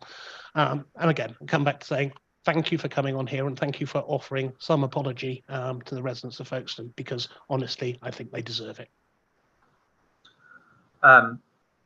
Thank you, Councillor Pratt. I agree with an awful lot of what you've said there. I will cover off a few points because there was a lot in there. First thing, really good point about customer information. You'll be aware that the bus operating companies don't own any of the bus stops or the information on the bus stops other than putting a timetable up, which was a surprise to me when I joined from rail, which is why our strategy is to push people onto the app as much as possible, because the GPS does highlight on the map where the bus is when it's working, and it's generally a lot more reliable than it used to be. That said, customer information through the BSIP will be critical. It's quite difficult maintaining the live customer information at bus stops. They are prone to vandalism. East Sussex County Council have put quite a lot in Eastbourne and Hastings, and you definitely see an uptick in customer satisfaction, because I know personally, if I'm standing there, I run the bus company, and when you can't see where it is other than on your app, it can be frustrating, particularly if you're not an app user. So I think that's a really fair point. And I know there is some work going into the customer information through the BSIP, but it's a finite pot, and that can be quite expensive. But I will continue to push that, because it's a personal reminder for me about the richness of on-site customer information, live information at the bus stop. It is very attractive. It does make people feel much more reassured. Even if your bus is late, as you say, you know, due 10 minutes time, you're likely to hang around, but you start feeling anxious if you can't see it on the information. The sale of Cheriton, the garage, wasn't in the business case. So the capital sum that we'll get from the sale of that land never featured in any business case at all. But you would be surprised about the headcount reduction that we see from having the fixed site. So the engineering team there, the operations manager, the assistant operations manager, the team of controllers, there are a significant number of people who will now work from Dover that didn't. We used to have them at Dover and at Folkestone, now we just have them at Dover. We've tried to find them additional roles. Some of them we've offered them bus driving jobs, some of them we've offered them alternative roles at different locations. But there is a significant headcount reduction from not having the fixed site, let alone the utilities and all the other bits and pieces that come with the fabric of the building. And the building itself, fundamentally, one of the reasons why Folkestone was chosen for the location to sell and Dover was retained, because you could have gone either way, was Dover is a purpose-built bus garage that's only about 10 years old, and Kent Road Bus Garage has been there. It was an old tram shed, I think, and it's been there about 110 years, and the fabric of the building is deteriorating. So the ongoing maintenance costs of trying to keep on top of that place with a leaking roof and poor facilities for the staff meant that was the one, particularly because the sale of land, because it's in a residential area, almost certainly would command more anyway than a bus station that's out in Menzies Road at Dover. So it's a fair point, but actually the OPEX saving is higher than you might have thought. Consultation, I agree with you. Rudimentary change required at short notice meant that the consultation was absolutely nowhere near what I would have wanted. And all kinds of changes were made without talking to people in the way that we would have wanted to do. And we'll go back to do it, because we are an honourable bunch. It might not feel like that. We've got a decent bunch of people here who care about the communities they serve and come to do this job because of that. And so we do want to talk to people when we're messing about with their means of travel to and from work, doctors, see their friends. It's not all right, and I don't want to do it again. And the numbers you quoted, you are right with the reduction in concessionary pass holders. We are at about 80% of pre-COVID patronage in total.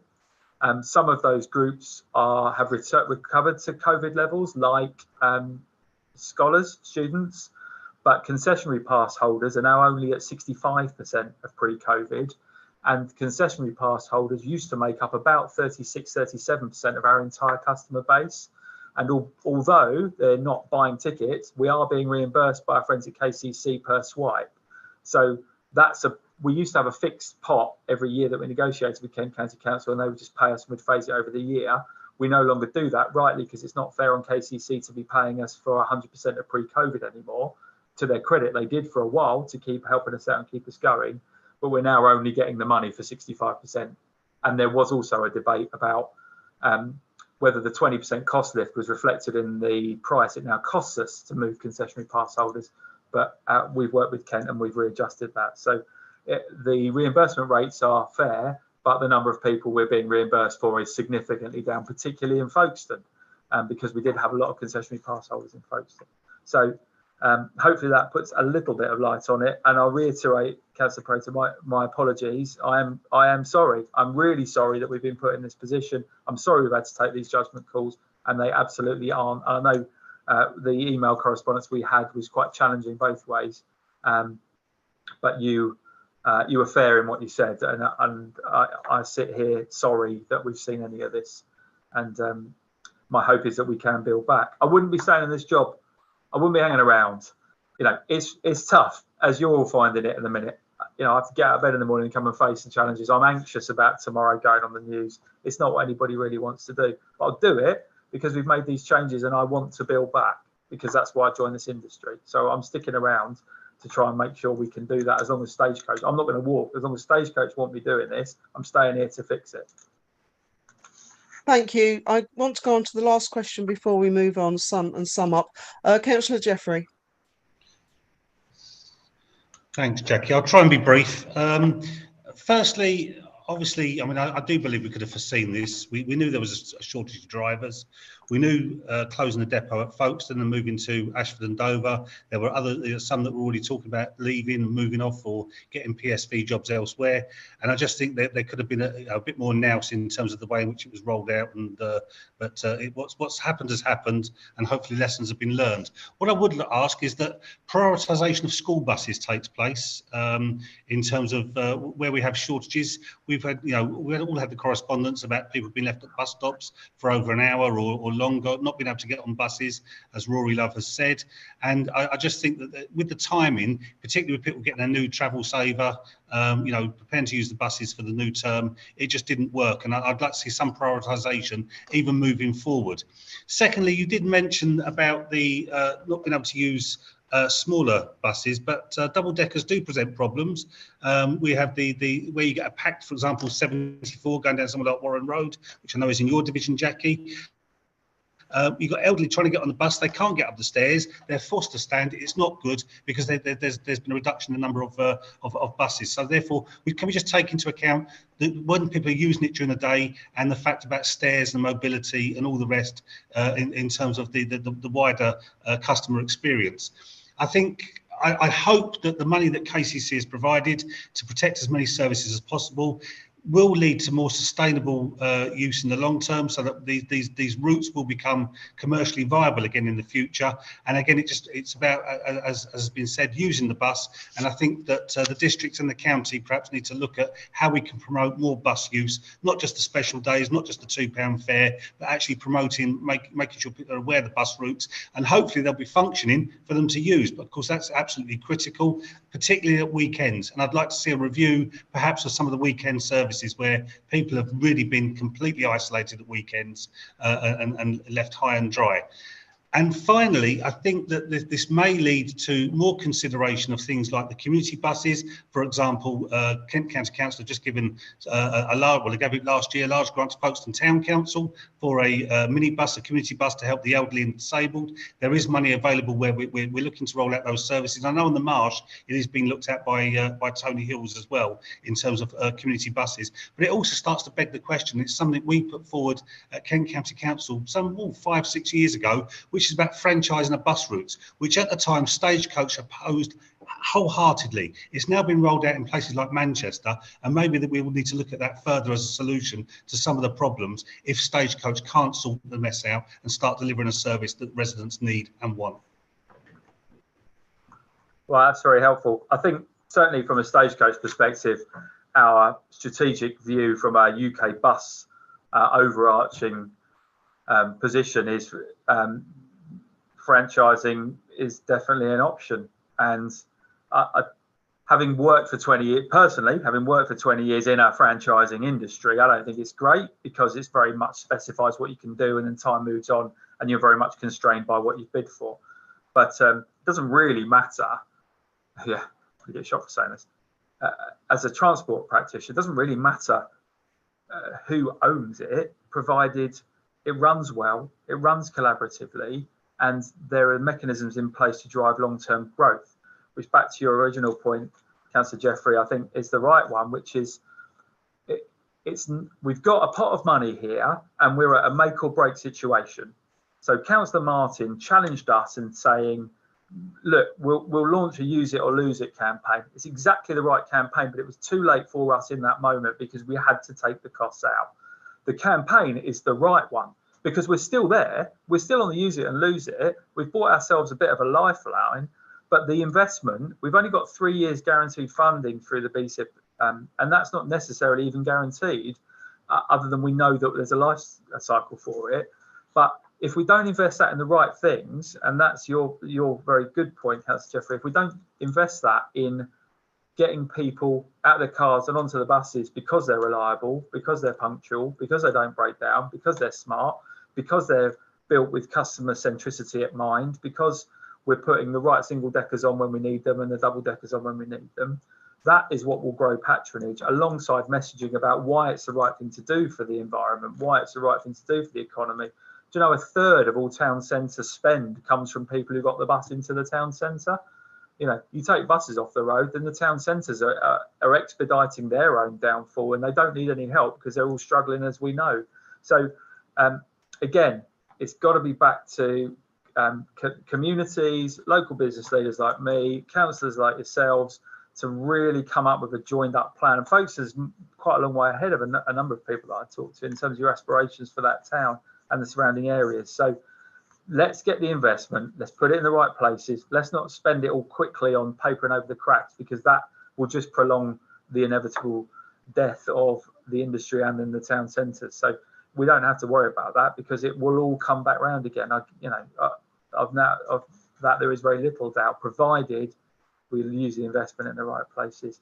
And the prioritisation of school buses, just on a day-to-day logistics one, I can assure you that my controllers know absolutely to prioritise school buses. There is no way that they would ever prioritise anything else over a school bus because of the safeguarding issues. Ironically, we don't run school buses, but we know what buses carry school children, and we will always prioritise those, and we will not put those at risk of cancellation unless there's literally no other option. So some very good points there as well. I hope that kind of answers some of them. Thank you, Mr. Mitchell. I think that's been a really good discussion. I know that it's run on a little bit, but I wanted to make sure that all the councillors who wanted to speak actually had a chance to raise the issues that they're actually being challenged on by their residents. I'd just like to pop one in for you from the chair, the 102. Yeah. Everywhere, every time it hits Folkestone Central, it is so full, no one can get on it. And this is including wheelchair users and mums or dads with buggies. And it's causing a real issue. So if you could have a look at that. I'd like to thank you for being brave enough to come over this evening and actually face us for what you knew was going to be quite a hard grilling. So thank you very much to you and your team. I think we've come out with some very positive ideas going forward, and I think we'd all really appreciate if you could come back and give us an update and keep us in the loop, and also if we can put our issues and comments through Councillor Jim Martin, the leader at district, so we can keep that link running, because it's there historically. I think that would be really great. But thank you so much for your time, Mr. Mitchell. I really do appreciate it. You're very welcome. Yeah, anything you need, just come through to me, and I'm very happy to come again. And it's probably the only meeting that I'm happy that's on Teams, because I'm safe from physical harm. But yeah, all the very best. Thank you for all. Thank you. Have a good evening. Cheers. Bye bye. Thank you, councillors. If we can move on to item 8, which is the bus service improvement plan that you had in your packs. That is for information only. Does anyone want to raise an issue on this, or can we move forward? I'm not seeing any hands up, so we'll move on. Number 9, we go on to the active travel projects in Folkestone Hythe. And you had the full report there that was summarising the public consultation that's undertaken. Do we have anyone to speak on this at all? Yes, myself, Sebastian Burrs from KCC. Hello, Sebastian, if you'd like to take us through. No worries, I'll just give you a bit of background first, but I'll try and keep it short as I'm aware of the time. So the Cheriton Active Travel Scheme seeks to provide safe walking and cycling routes along Cheriton Road, Folkestone, as part of the wider local cycling walking infrastructure plan. The scheme is funded by central government as part of the Active Travel England Tranche 2 bid, who is responsible for promoting and enhancing walking, wheeling and cycling. To date, there have been 3 consultations on the scheme. The first consulting on the overall route, which was largely positive. The second was on the design layout for a route, which was not received well and was largely opposed. Following on from the second consultation, we went back to the drawing board and picked up some of the key points of contention and developed the proposals further alongside local stakeholders before launching a third consultation, which lasted 6 weeks. So that run between the 21st of June and the 1st of August, of which you have the results in the JTB pack. Now, the key alterations from the second and third consultations were kind of maintaining the parking in the Cheriton High Street area, and no alterations to any one-way systems, proposing a 20 miles per hour zone, and extending the cycling element along Cheriton Road to Ragnar Park. Now, the consultation was advertised online on the KCC website, but also through paid social media ads such as Facebook. We also hand-delivered about 2,728 postcards to addresses of businesses around the Cheriton Road. There were also 2 separate drop-in sessions held at the Bowls Club Centre, and most of the businesses dropped into after that, just to make them aware of the latest proposals, and if they wish to make any comments or any questions. So the results of the consultation, which is in your pack, show that an overall majority of support for the scheme, showing that generally for the overall scheme about 53% in support and 37% in opposing. So to break that down more specifically, in terms of the pedestrian and walking improvements in Cheriton High Street, so that's things like the tabletop ramps that we're proposing, and some of the enhancements around there. We've got 56% that agree, 37% that disagree, and 5.7% that either disagree or agree. In regards to the 20-mile-an-hour zone between Ashley Avenue and Coombe Road, in summary, about 61% agree with this, and 28% disagree. The rest neither agreed or disagreed. With regards to the cycling improvements along Cheriton Road, so we've got 51% agree on this, 40% disagree, and 9% neither agree or disagree. And to relation to the traffic signal alterations on Cherry Garden Avenue, we've got about 47% that agree, 30% disagree, and 16% that either agreed or disagreed. About 5% that just didn't know because they weren't sure about it. And so what I'm asking for today really is a decision on how we proceed. So we go with decision A, which was to proceed with the detailed design of the scheme, taking into consideration the feedback from the latest consultation, and continue to work with key stakeholders, advertise any traffic regulation orders that may be affected, and proceed with the construction provided there are no significant alterations to the advertised scheme. The other option would be to proceed with a detailed design and construction of the scheme, but remove the Cherry Garden Avenue traffic signal design alterations. This junction will need further investigations anyway, as it is a crash remedial site. However, this will be investigated as part of the local transport plan as opposed to the active travel fund. And then C would be to abandon the scheme, but this will have some revenue costs to make up for at KCC. So that's kind of the where we stand at the moment. I guess the programme is, if we was to proceed with the detailed design, it would need to be report before to the Environment and Transport Cabinet Committee, and then from there we will obviously progress the detailed design, have a bit more details, come back with the stakeholders, the key stakeholders, and potentially look at construction next year. Thank you, Sebastian. Councillor Jeffrey?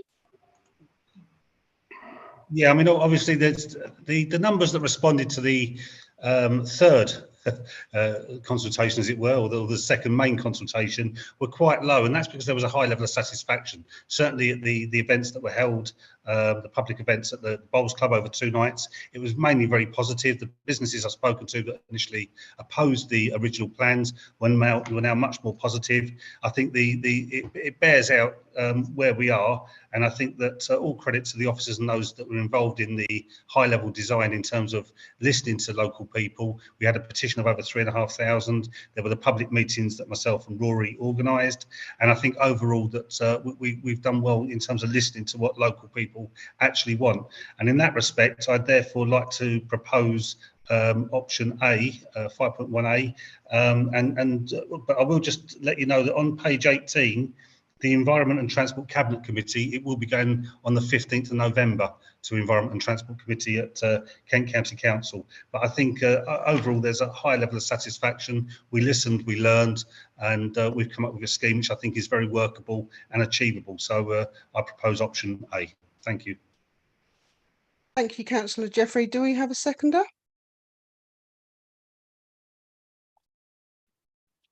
I'll second. I'd also like to say something.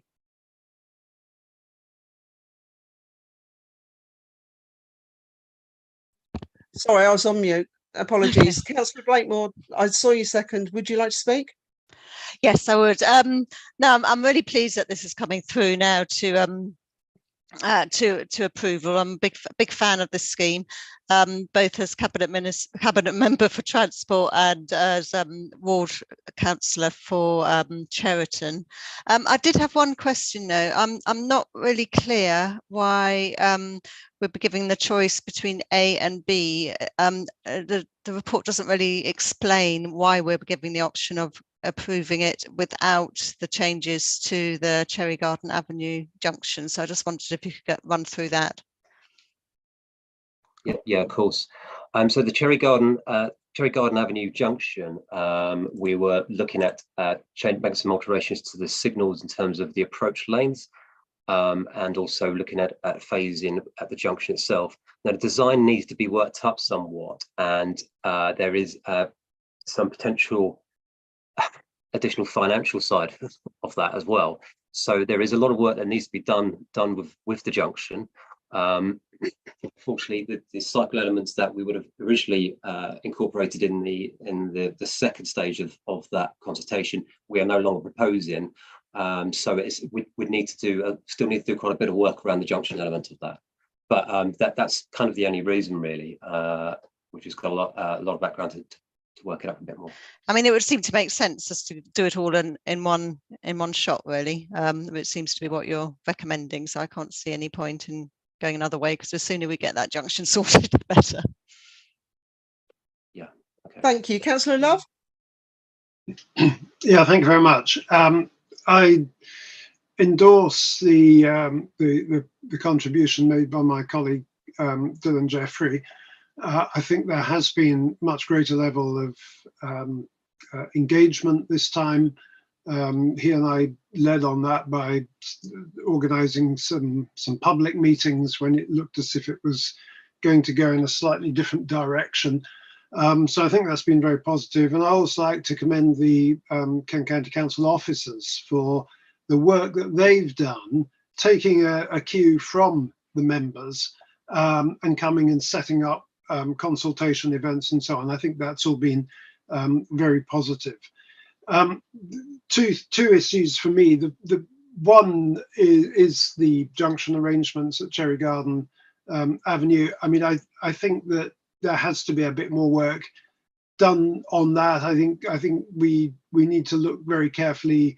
It's not in my patch, so in a sense, I don't want to say too much. If my colleague Dylan is content with that, then that's clearly what we should go with. But every time I stop at those lights, I'm thinking we just need to think through the phasing. I think of the timings, so that we can have some kind of even distribution of people queuing at the lights. The one that's slightly more troubling for me is the 20-mile-an-hour zone. That was always designed to be a kind of optional extra. Clearly, it has the support of the majority in the consultation. What I'm concerned about is whether, once it's implemented, it will have any unintended consequences on the viability of the high street. Now, I might be panicking over nothing here, but you know, the one I may be panicking over nothing, but I would hope that we could design it in a way that enables that to remain an option that can actually be disconnected at a later stage if it looks as though it is having a significant impact on the local economy of the high street. And I'd hope that the design can take that into consideration. Personally, I like to see that element of it introduced for a one-year trial, and then, you know, it can either be confirmed or not. But what I'd hate to see is that we're getting signals about the viability of the high street because people are dissuaded from using the high street on their return home or on their way to work in their cars, stopping in those car parking spaces that we've been able to save, but actually choosing not to do that because they fear that the 20-mile zone is going to slow them down. I mean, in reality, it's probably not actually going to do a great deal, because generally during the day, that's about the maximum speed you can do anyway through the high street there.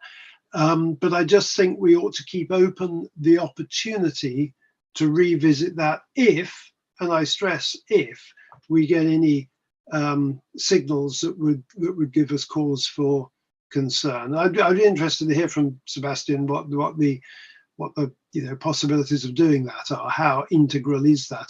From our conversations in the past, it hasn't been integral to the whole scheme. It's been very much a separate option. But that's my one remaining concern. And I should say most of the high street is in my colleague Dylan's patch, not in mine. So his view will, I'm sure, count for more on that than mine. But I know a lot of the people who use the high street come from the residential areas that I represent as well. So that's my only concern. But overall, I think this has been a scheme that in the later stages has been well executed and well engaged by our officer team. Thank you, Chad. Sebastian? Yeah, so in terms of the 20 miles an hour, it wouldn't be detrimental to the scheme if that was something that we reviewed or felt that we needed to take out. So it wouldn't be fully detrimental to the entire scheme. There are such things as experimental orders that it's possible that we could have put into place. Of course, there are associated costs of this where we have to put it back afterwards. But that's something that perhaps we can have a look at, and we can have those discussions if there is some concern. As with the rest of a lot of the scheme, we will still need to do some traffic regulation orders anyway, and so that there will be some other elements that come out of design of that, and we'll probably be having to report back here as a JTP at a later date to push forward whether we proceed with the 20 miles per hour or not. So that's something that we can definitely take offline and have those discussions further down the line, I think. I think you're on mute, Jackie. Sorry, Councillor Prater, then we go to the vote. Thank you. My comments are also around the alterations to Cheriton Road, Beechborough Road, Cherry Garden Avenue Junction. Now, I can see and I have few issues with the actual physical changes which are proposed there. But what I couldn't see in the reading of that is any confirmation that what I think the key issue with traffic collisions there has always been with the junction. I'm not sure that that's been addressed, and I think it might be as easy as Sebastian be able to reassure me at this stage. As far as I'm concerned, that issue is that there's no dedicated filter time turning into Beechborough Road from Cheriton Road, coming from Cheriton direction, and no dedicated filter time coming down Cheriton Road from Folkestone into Cherry Garden Lane. You have to cross the line of traffic coming towards you. And although I accept you've moved it from 3 lanes down to 2 lanes, you're still going to have the issue whereby you've got a lane of traffic coming through you in front of your filter, unless that dedicated filter has been introduced.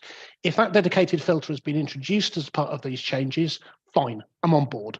You win, because I think that's where the traffic hazard has always been on that junction, is that you end up with people turning across a line of traffic that they don't see the car coming towards them until they're wearing the car coming towards them. So I just want a confirmation from Sebastian that if we're saying go ahead now, so option A has been go ahead now, go with it, that doesn't preclude the rephasing of those lights to allow for that dedicated filter. And as long as it allows for that rephasing of lights, happy to vote for it. If, on the other hand, what option B was actually, in order to rephase those lights, in order to give a dedicated turn across those carriageways, we need to do more work, and we can't possibly do that under the first resolution, then I'd have to put option B. But I don't understand it yet, so I'm not proposing option B. If you can just clarify that for me, Sebastian, that would be great. Sebastian? Yeah, yes, no problem. So the idea, what we're looking at the moment, is a phase on each arm.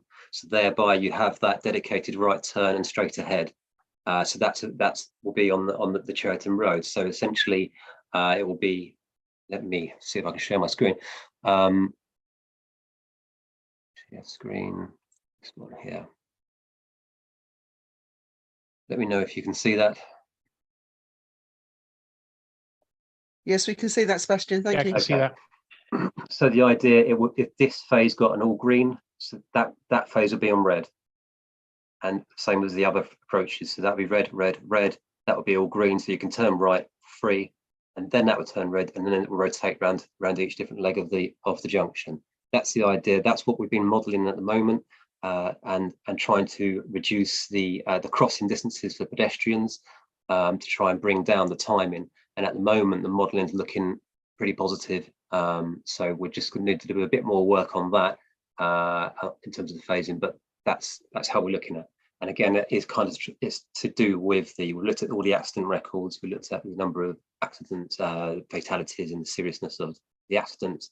It's a bit more detail, and a lot of it is, you are correct, where people are stalled in the middle here, or they're giving it a chance and jumping that, and then someone's coming the other way, I don't quite see it. So hopefully that will help to reduce that.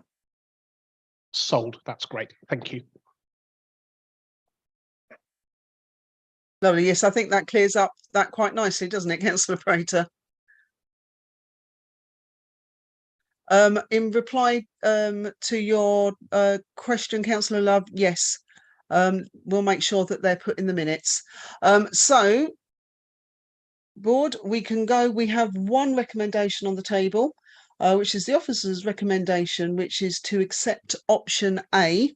Can I see all those in favour, please, by a raise of hands?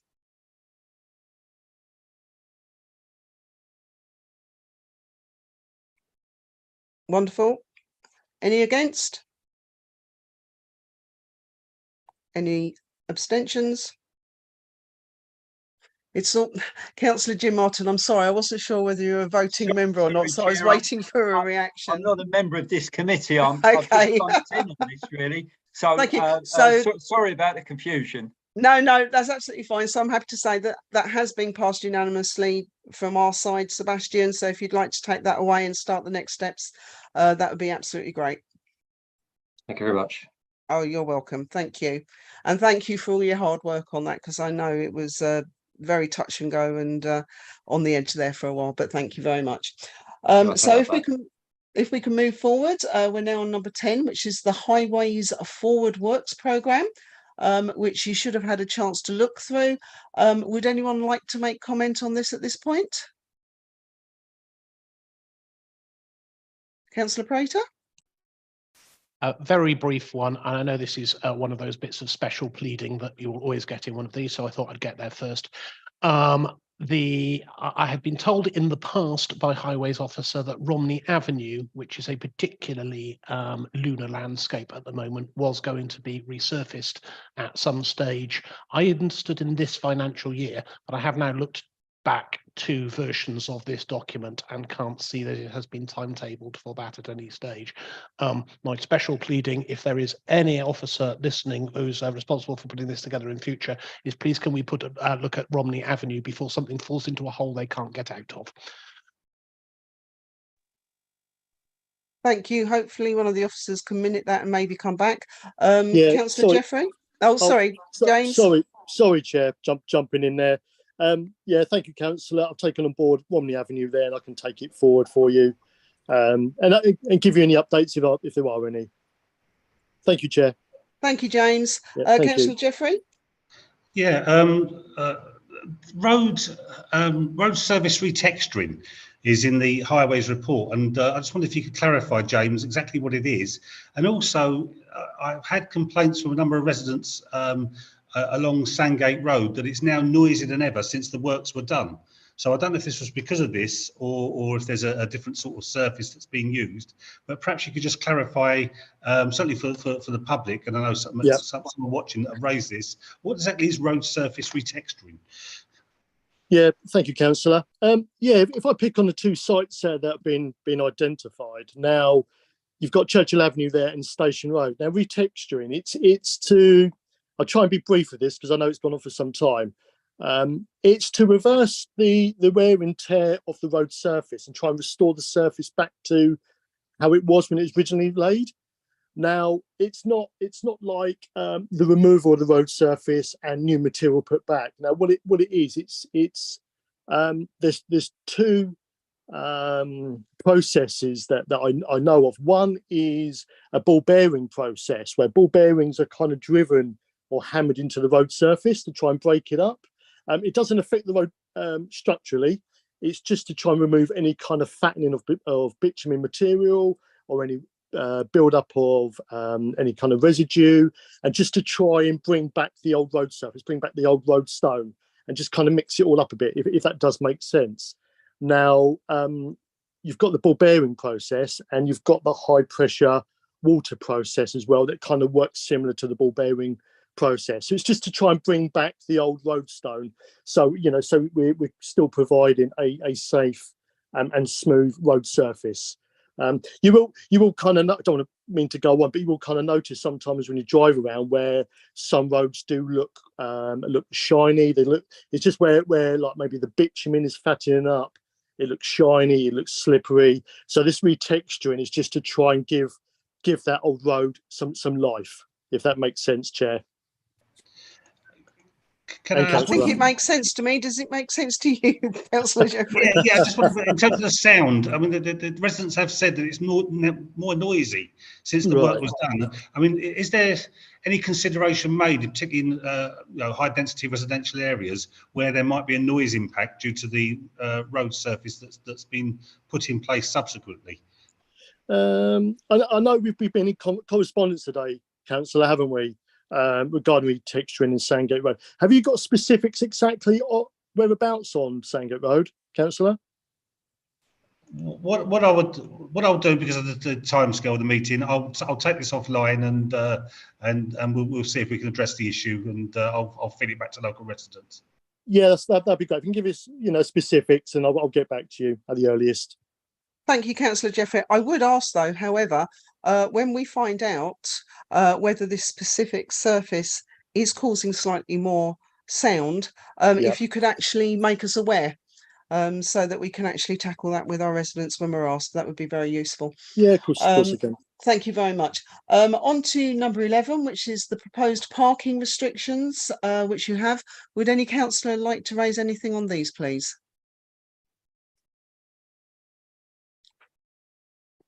Councillor Prater? Yes, just very briefly, there was a supplementary on this, which was in Sandgate, just because I have been, I'm actually not sure I can see it in the pack now, but there was a supplementary in Sandgate,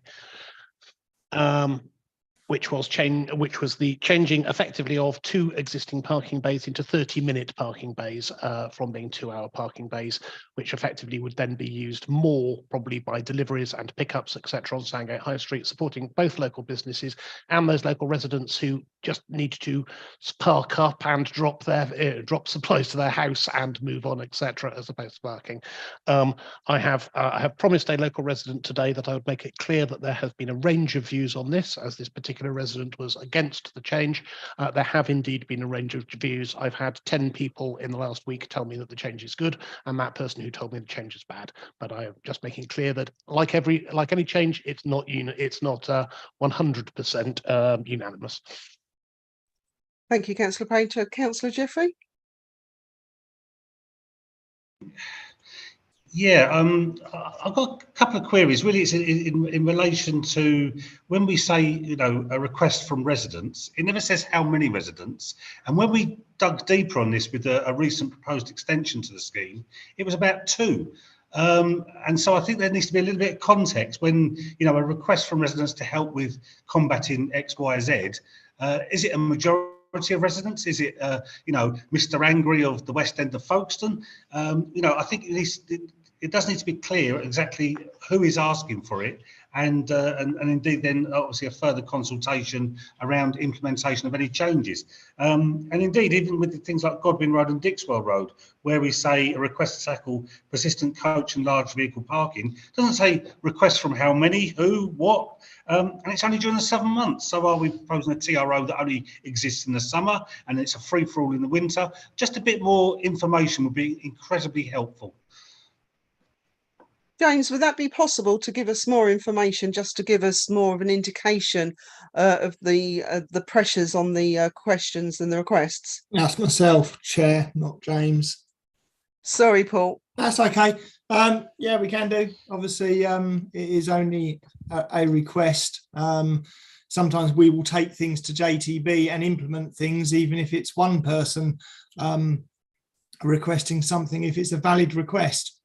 But yeah, we can take that on board. And if we do have multiple things, that will certainly make its way into the report for next time. Definitely. Thank you very much. Councillor Bakewell, did you wish to speak? I think I saw your hand up a second Yeah, ago. but Paul just put it very, very well himself. So no, I've got nothing to add. Thank you. Wonderful. Thank you very much. So we'll move on to number 12, which is the TROs in Folkestone and Hythe, and an update on the consultation practices and planned reviews. Is someone giving us an update on this then, please? Yes, that'll be me, Chair. Lovely, Fred, over to you. Yes, I've got a few slides. I'm just going to share my screen. I'm going to be as quick as possible. Let me just share my screen. Can everyone see my screen? Not yet, Fred. Oh. I'll try again. There.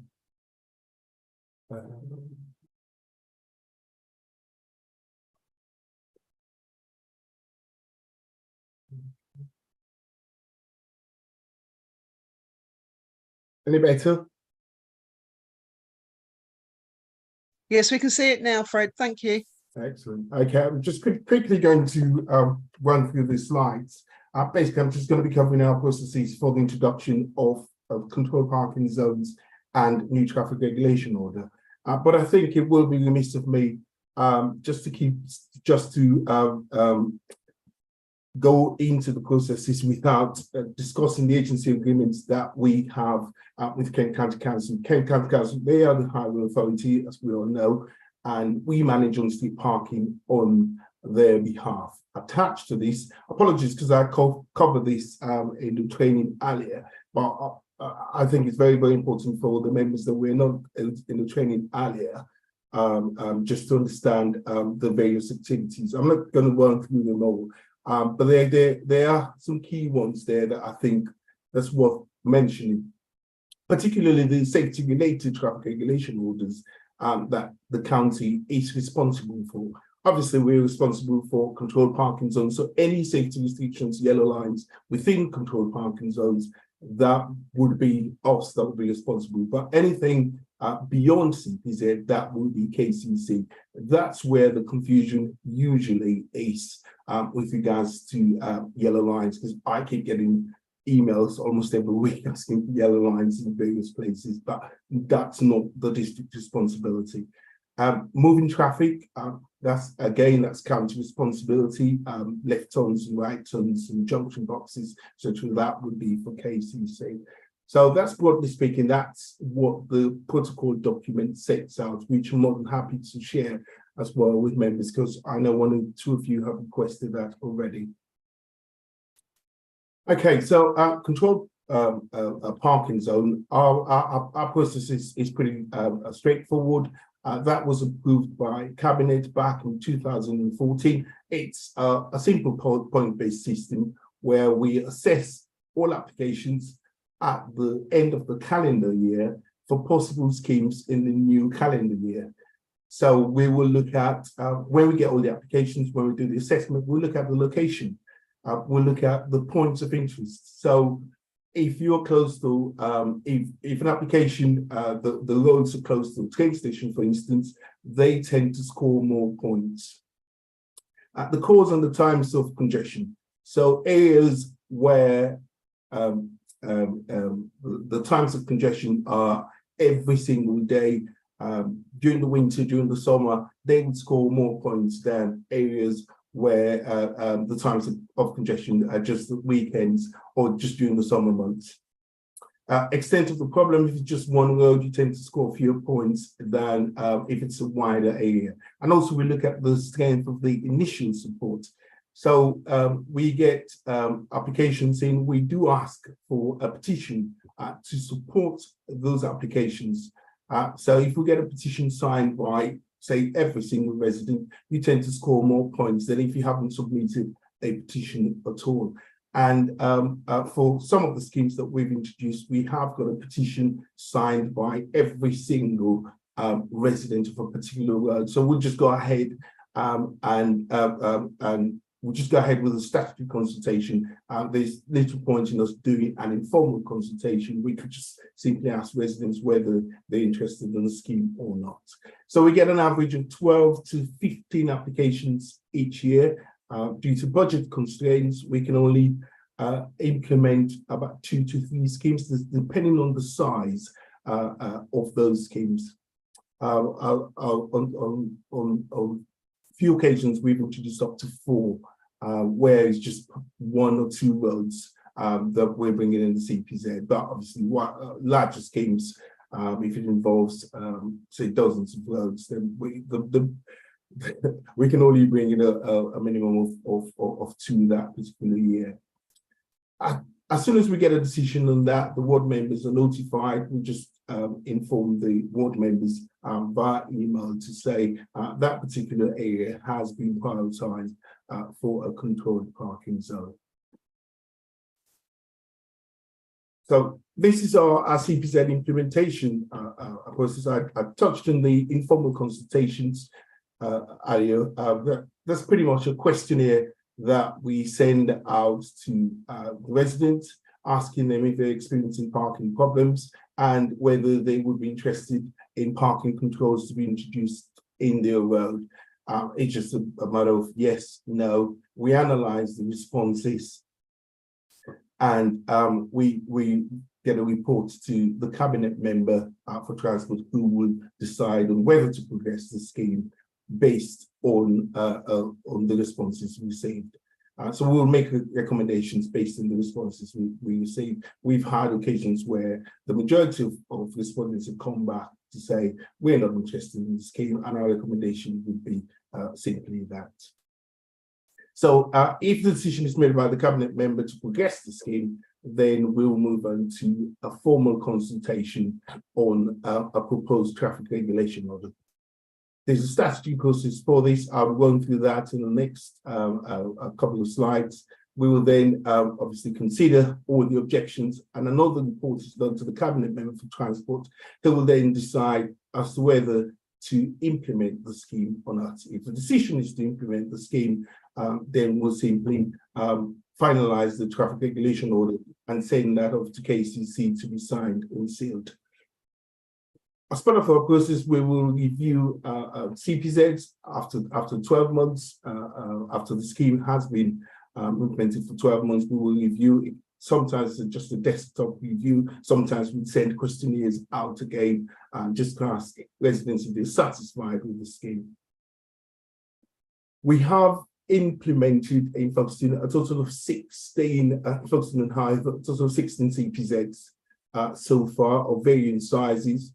I've got a list of the schemes that we have implemented. The majority of them are between the hours of 8 and 6 p.m, 8 a.m. and 6 p.m. We've got a few, Folkestone West, for instance, just 9 a.m. to 11 a.m. Monday to Friday, because it's pretty much just to tackle the commuter parking problem. We've also got some schemes that are 8 a.m. to 6 p.m, but there are some roads within those 8 a.m. to 6 p.m. schemes where the restrictions are just applied 9 a.m. to 11 a.m, for instance, just that 2 hour, because it's just a commuter parking problem in those roads.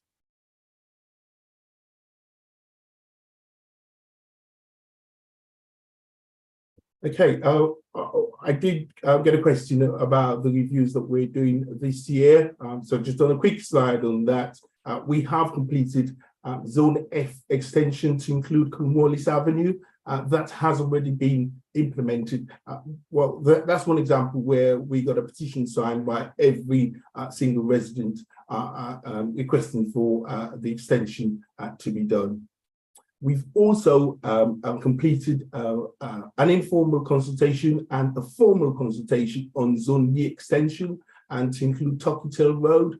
We've just had the decision to go ahead and implement the scheme, and we're in the process of sending the traffic regulation order off to KCC to be signed and sealed. We're looking at implementation mid-October, 16th of October. I think that's the date we have penciled. And Zone 2, we've just completed consultations, formal consultations on some changes to the waiting restrictions. There we are applying loading restrictions on top of the waiting restrictions, because we're having loads and loads of comments about disabled badge holders parking on the yellow lines, causing congestion. So we're bringing in some loading restrictions, which will stop that. And in addition to that, we will be looking at bringing in some loading bays as well, because obviously taking away the ability for businesses to load and unload will obviously cause problems. So we're bringing in a couple of loading bays. And when we consulted one of the loading bays, we got loads and loads of objections. So a decision has already been made to modify the order to move one of those loading bays that's outside the ice cream shop further down the road to just outside the fountain. We will be implementing the scheme, the new loading restrictions and the loading bay 16th of October. We've got one more to do this financial year, that's Zone T1. We're also proposing to extend the Prospect Road CPZ to include Marine Street work down in Hythe. We've also got a petition signed by all the residents, so the intention is to go straight to formal consultations, and we're looking to start that this autumn. That will be the final scheme for this financial year. Okay, traffic regulation orders. Just to briefly explain our process, as I mentioned earlier on, we have the responsibility to make some TROs for CPZs and all the various parking bays. TROs are governed by procedural regulations, and we are open to challenge if they're not done correctly. There's set processes that we have to follow, and they include formal consultations with ward members, all stakeholders, residents. We also have to advertise the proposals in the local paper and put the notices on lampposts in the area. So these are things that we must do, because if we don't, we'll be open to challenge. And we have to allow a minimum of 21 days for objections.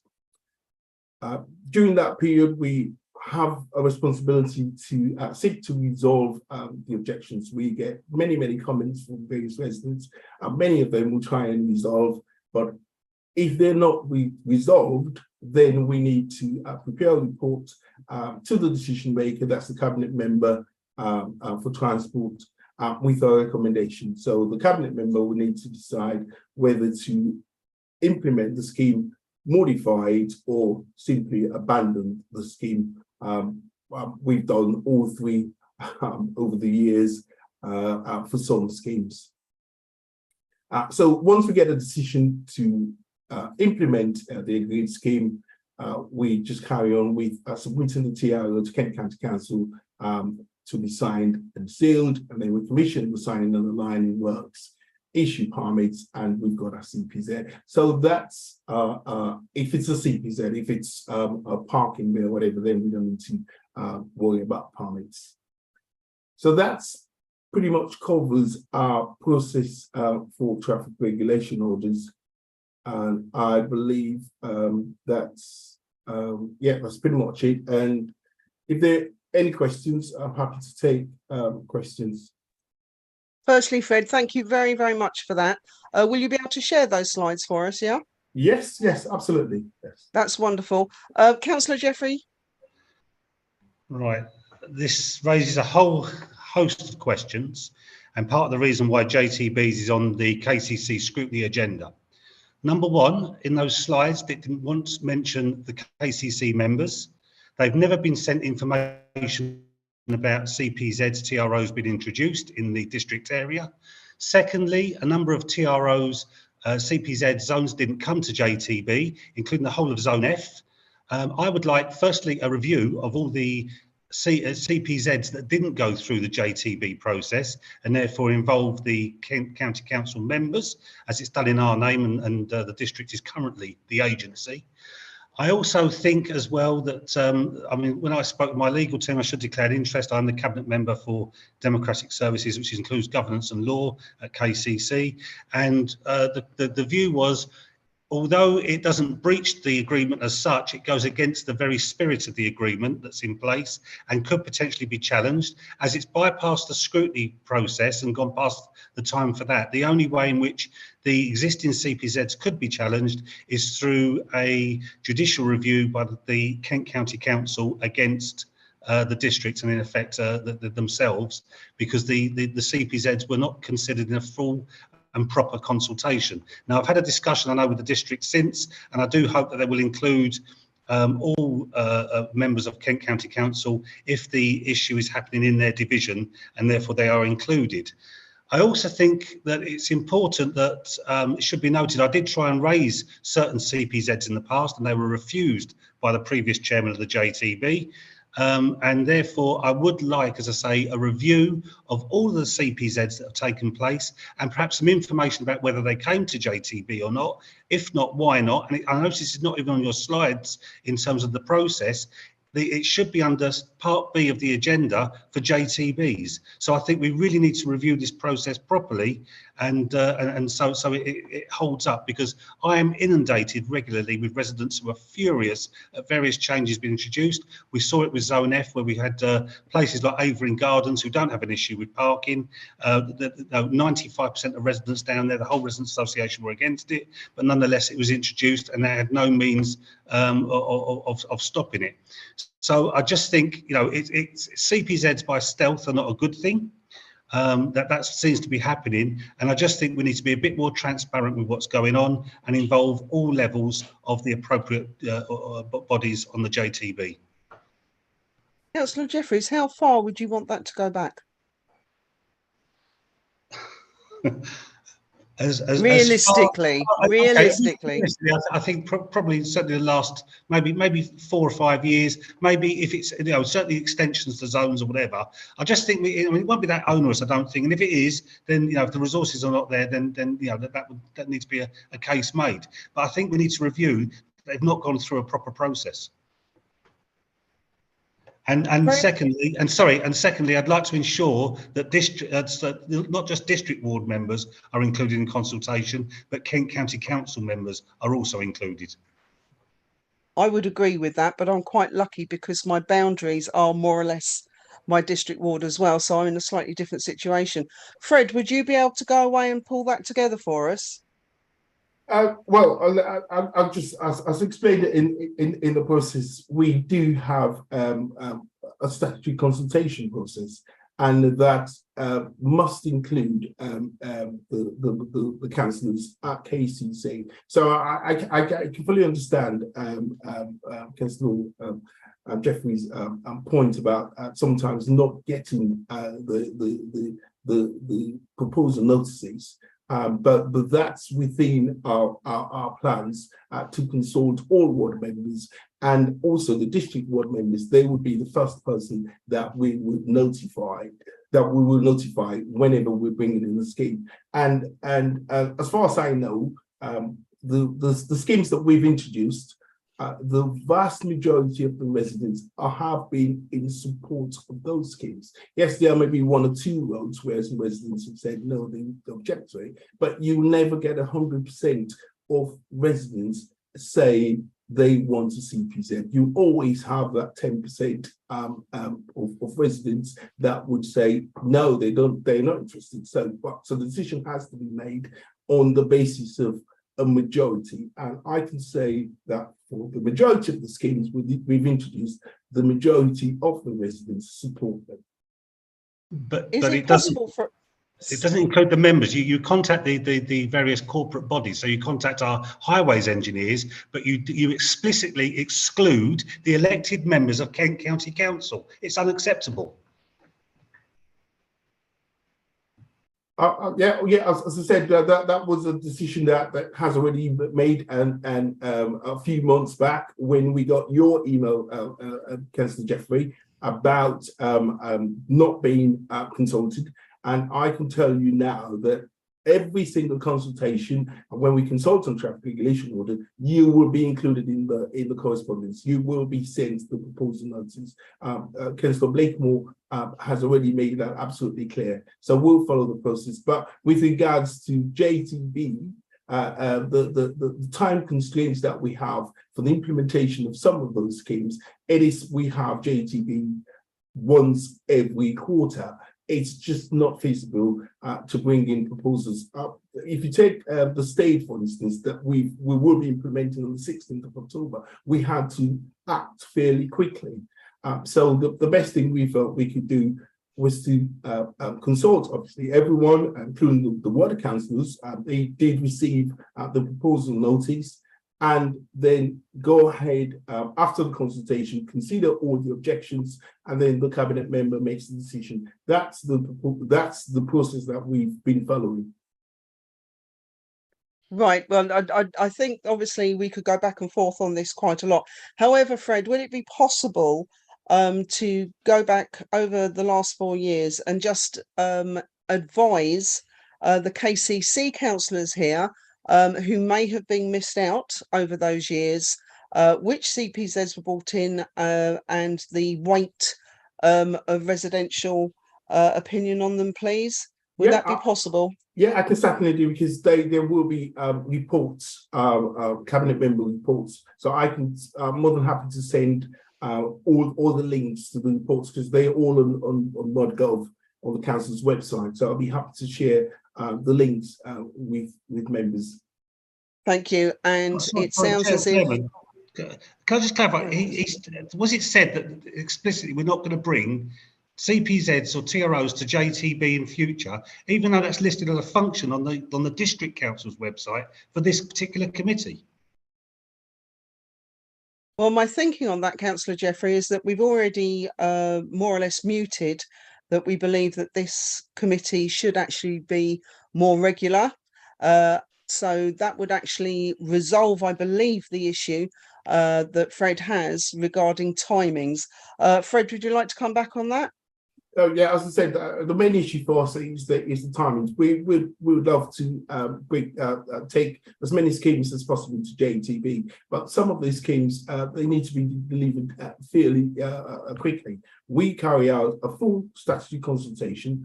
We also carry out an informal consultation with all the residents, with councillors, with ward councillors, and we collate all the responses, so we know whether or not there's support for the scheme. If there isn't support for the scheme, our recommendation would usually be, yes, we have received a petition, yes, we have received an application, but the majority of residents are now coming back to us saying they won't have the scheme, they're not in support of it. So our recommendation will be in the report not to progress the scheme, and that's the way we've worked for years, as far as I know. It sounds as if it may not be actually the right process, though, Fred, which is, I think, Councillor Jeffrey's point on this. I think we may need to take this one out of the meeting and talk behind doors just to clarify this process. Sorry, Councillor Prater. Thank you. I'll skip this particular question and do another bit of this. On CPZ, I'm really pleased to see that on those slides that the informal consultation is an early and a formal part of the implementation process. Now, I totally understand in the case that a request comes with, the signature of every resident of the road, that you can take that forward without necessarily having that informal consultation process. But where you don't, and you've just got a number of residents of the road, I think it's really important that that wider informal view is sought, and that you're only proceeding where there is majority support in a road or an area for that scheme. I think that's the right way of doing it. It wasn't always the way it was done. To see that it now is good news. So thank you. Question actually on the reverse process, because I've got a question on not implementing CPZs, but if one wanted to remove one, does the exact same process apply if there are requests to lift a CPZ in an area. Because I've got one particular area that I'm thinking of, in the area covered by myself and Rory Love, which is covered by a CPZ in response to people parking in that area while they were working at Saga. And they're no longer working at Saga.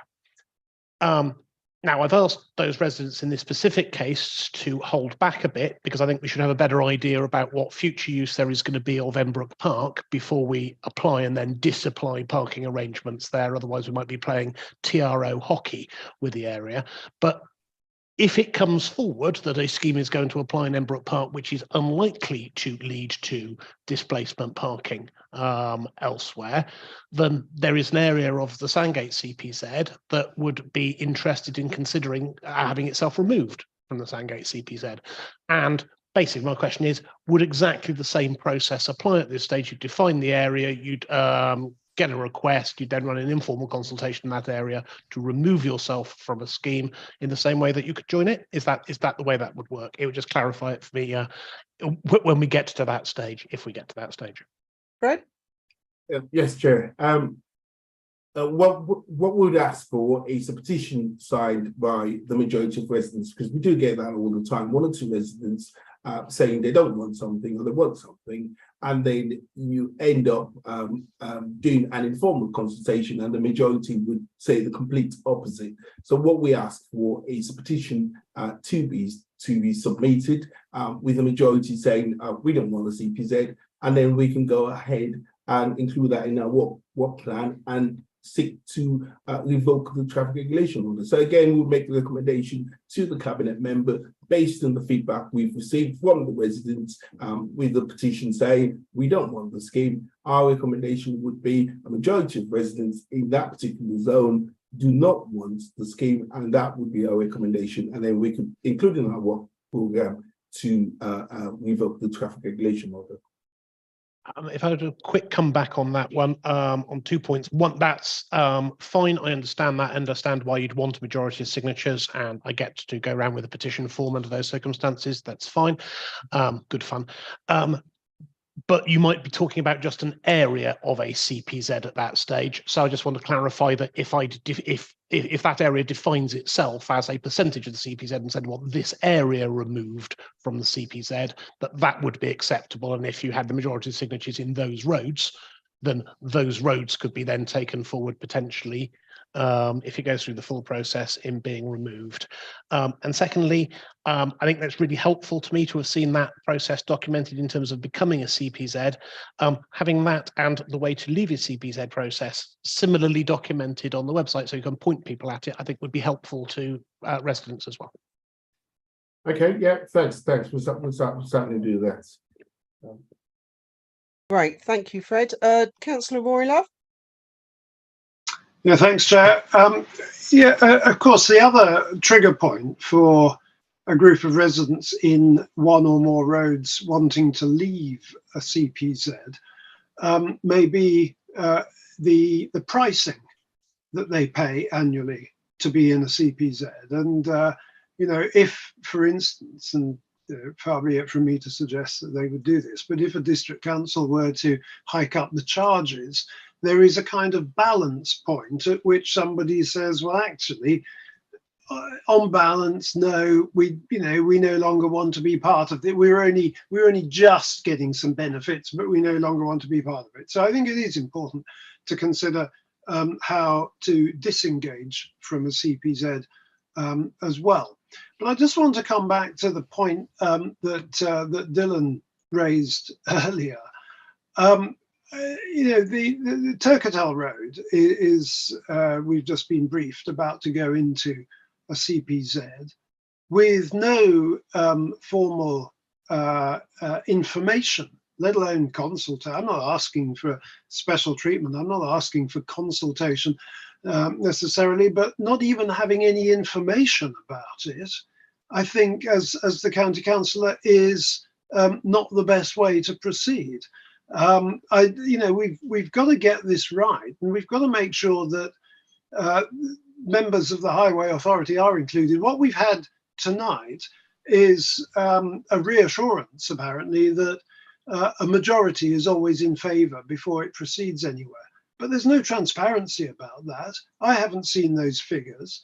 I do remember once before in a road in Sandgate where I was told that a majority in the zone were in favour. But actually, there was one particular road where a very clear majority were against. And it was only after drilling down into those figures that I managed to get that road removed. Because frankly, it was so high up that nobody would walk up there to simply to park their car anyway. Well, they drive up, but they'd walk back later. So I think if we're going to have complete trust in the process, there ought to be that level of engagement and openness and transparency with all members, those who are in the council who are currently implementing these CPZs, and those in the Highway Authority as well. And I am a little disappointed with the sort of response that we heard to, I think, some fairly important and serious questions that Dylan Jeffrey raised.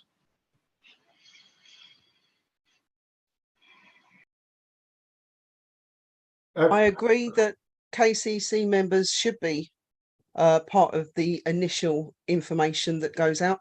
Fred, how can we ensure that this absolutely happens from this day forward? Well, it's already happening, Chair.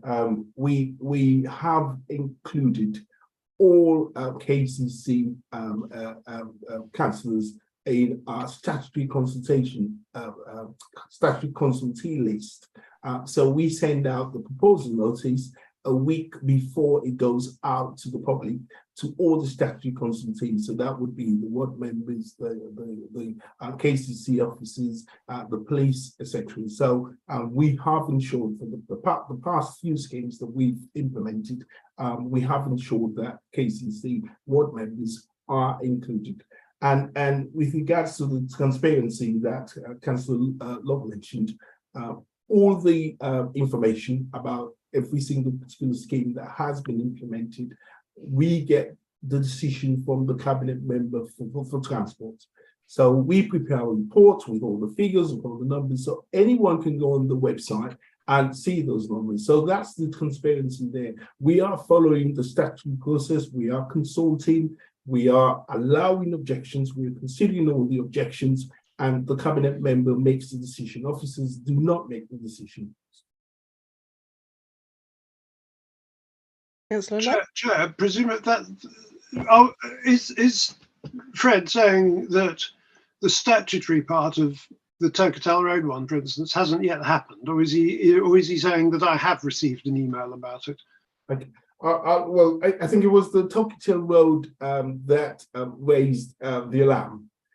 So what we had to do, we had to go back, because with the Turketel Road scheme, we had a petition signed by the residents saying they wanted the scheme to be implemented. So we went straight to the statutory consultation.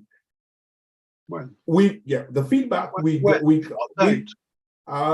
that was a few months ago now. I can't remember the exact date, but we had to go. We had to go back on that because we didn't have any plans to do an informal consultation. But Councillor Blakemore did request that we go back to an informal consultation. So we had to send questionnaires out to all the residents again, and we sought their views as to whether to implement the schemes, and we got a majority, I think it was about 65%, coming back saying yes, they would like the scheme to be implemented.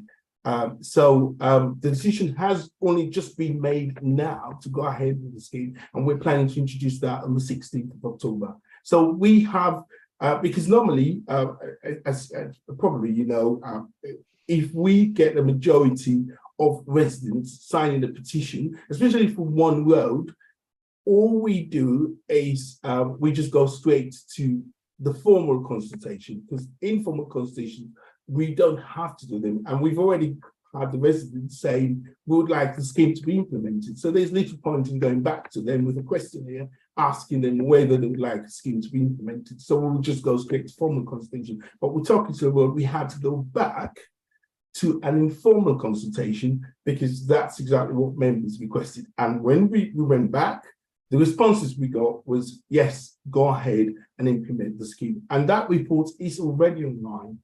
So anyone can view that with all the numbers, with all the stats of the residents. So that's already available for members to see.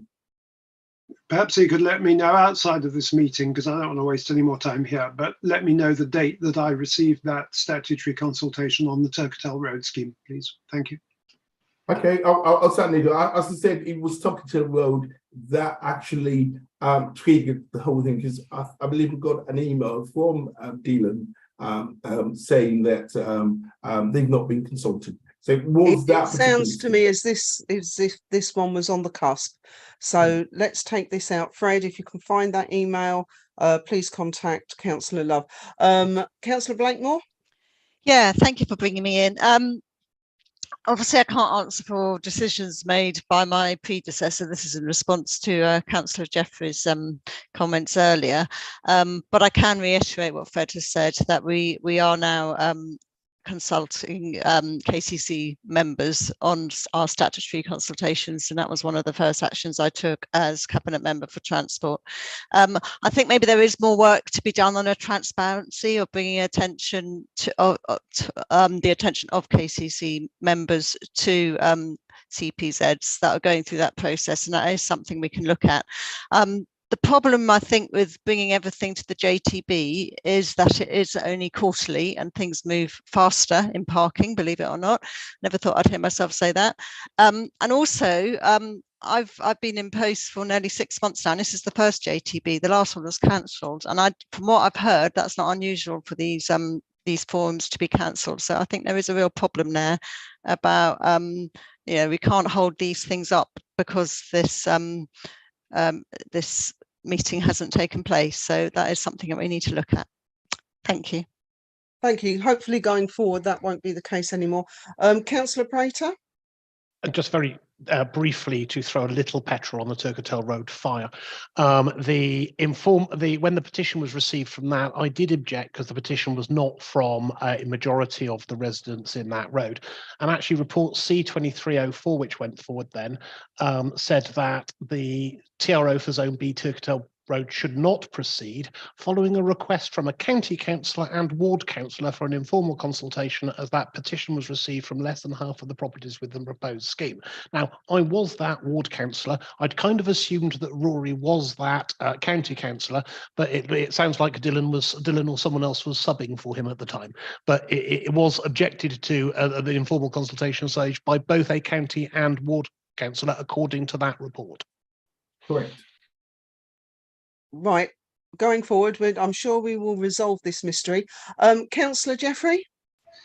Yeah, I mean, obviously in relation to what's been said, depending whether we get relevant meetings or not, the current status on the website of the District Council is that the Joint Transportation Board will consider traffic regulation orders. It says will, not may consider, it says it will consider. So therefore, that would need updating if we're not going to consider TROs. Secondly, just a request really, it's around enforcement. And I know this committee is not responsible for enforcement, but it would be useful as part of maybe an annual report to this committee. And I know other committees in the District Council look at this, but to have a breakdown of what enforcement is happening according to each CPZ or maybe even each road, because there are often allegations made by residents that certain areas are forgotten at the expense of others. So often Folkestone Town itself has a much higher number of tickets than say those at Sandgate or down at Hythe or down on the Marsh, where they might do 1 or 2 days of enforcement. So it would just be useful, I think, to get some feedback on what is happening with enforcement within the relevant TROs areas, just for this, maybe for this committee to know as part of an annual report. I think that's a very good idea, actually, Councillor Jeffries. I think that would be very illuminating, shall we say. Fred, would that come under you at all? Yes, absolutely. I'm more than happy to provide data on enforcement, because we do have data on enforcement. Don't know what happened there. Yes, yes. Thank you, Fred. I'll take that as a yes. Yes. Thank you. now, members, it's been a very long evening, and I've felt that we've covered some really, really important stuff this evening that we did have to go through.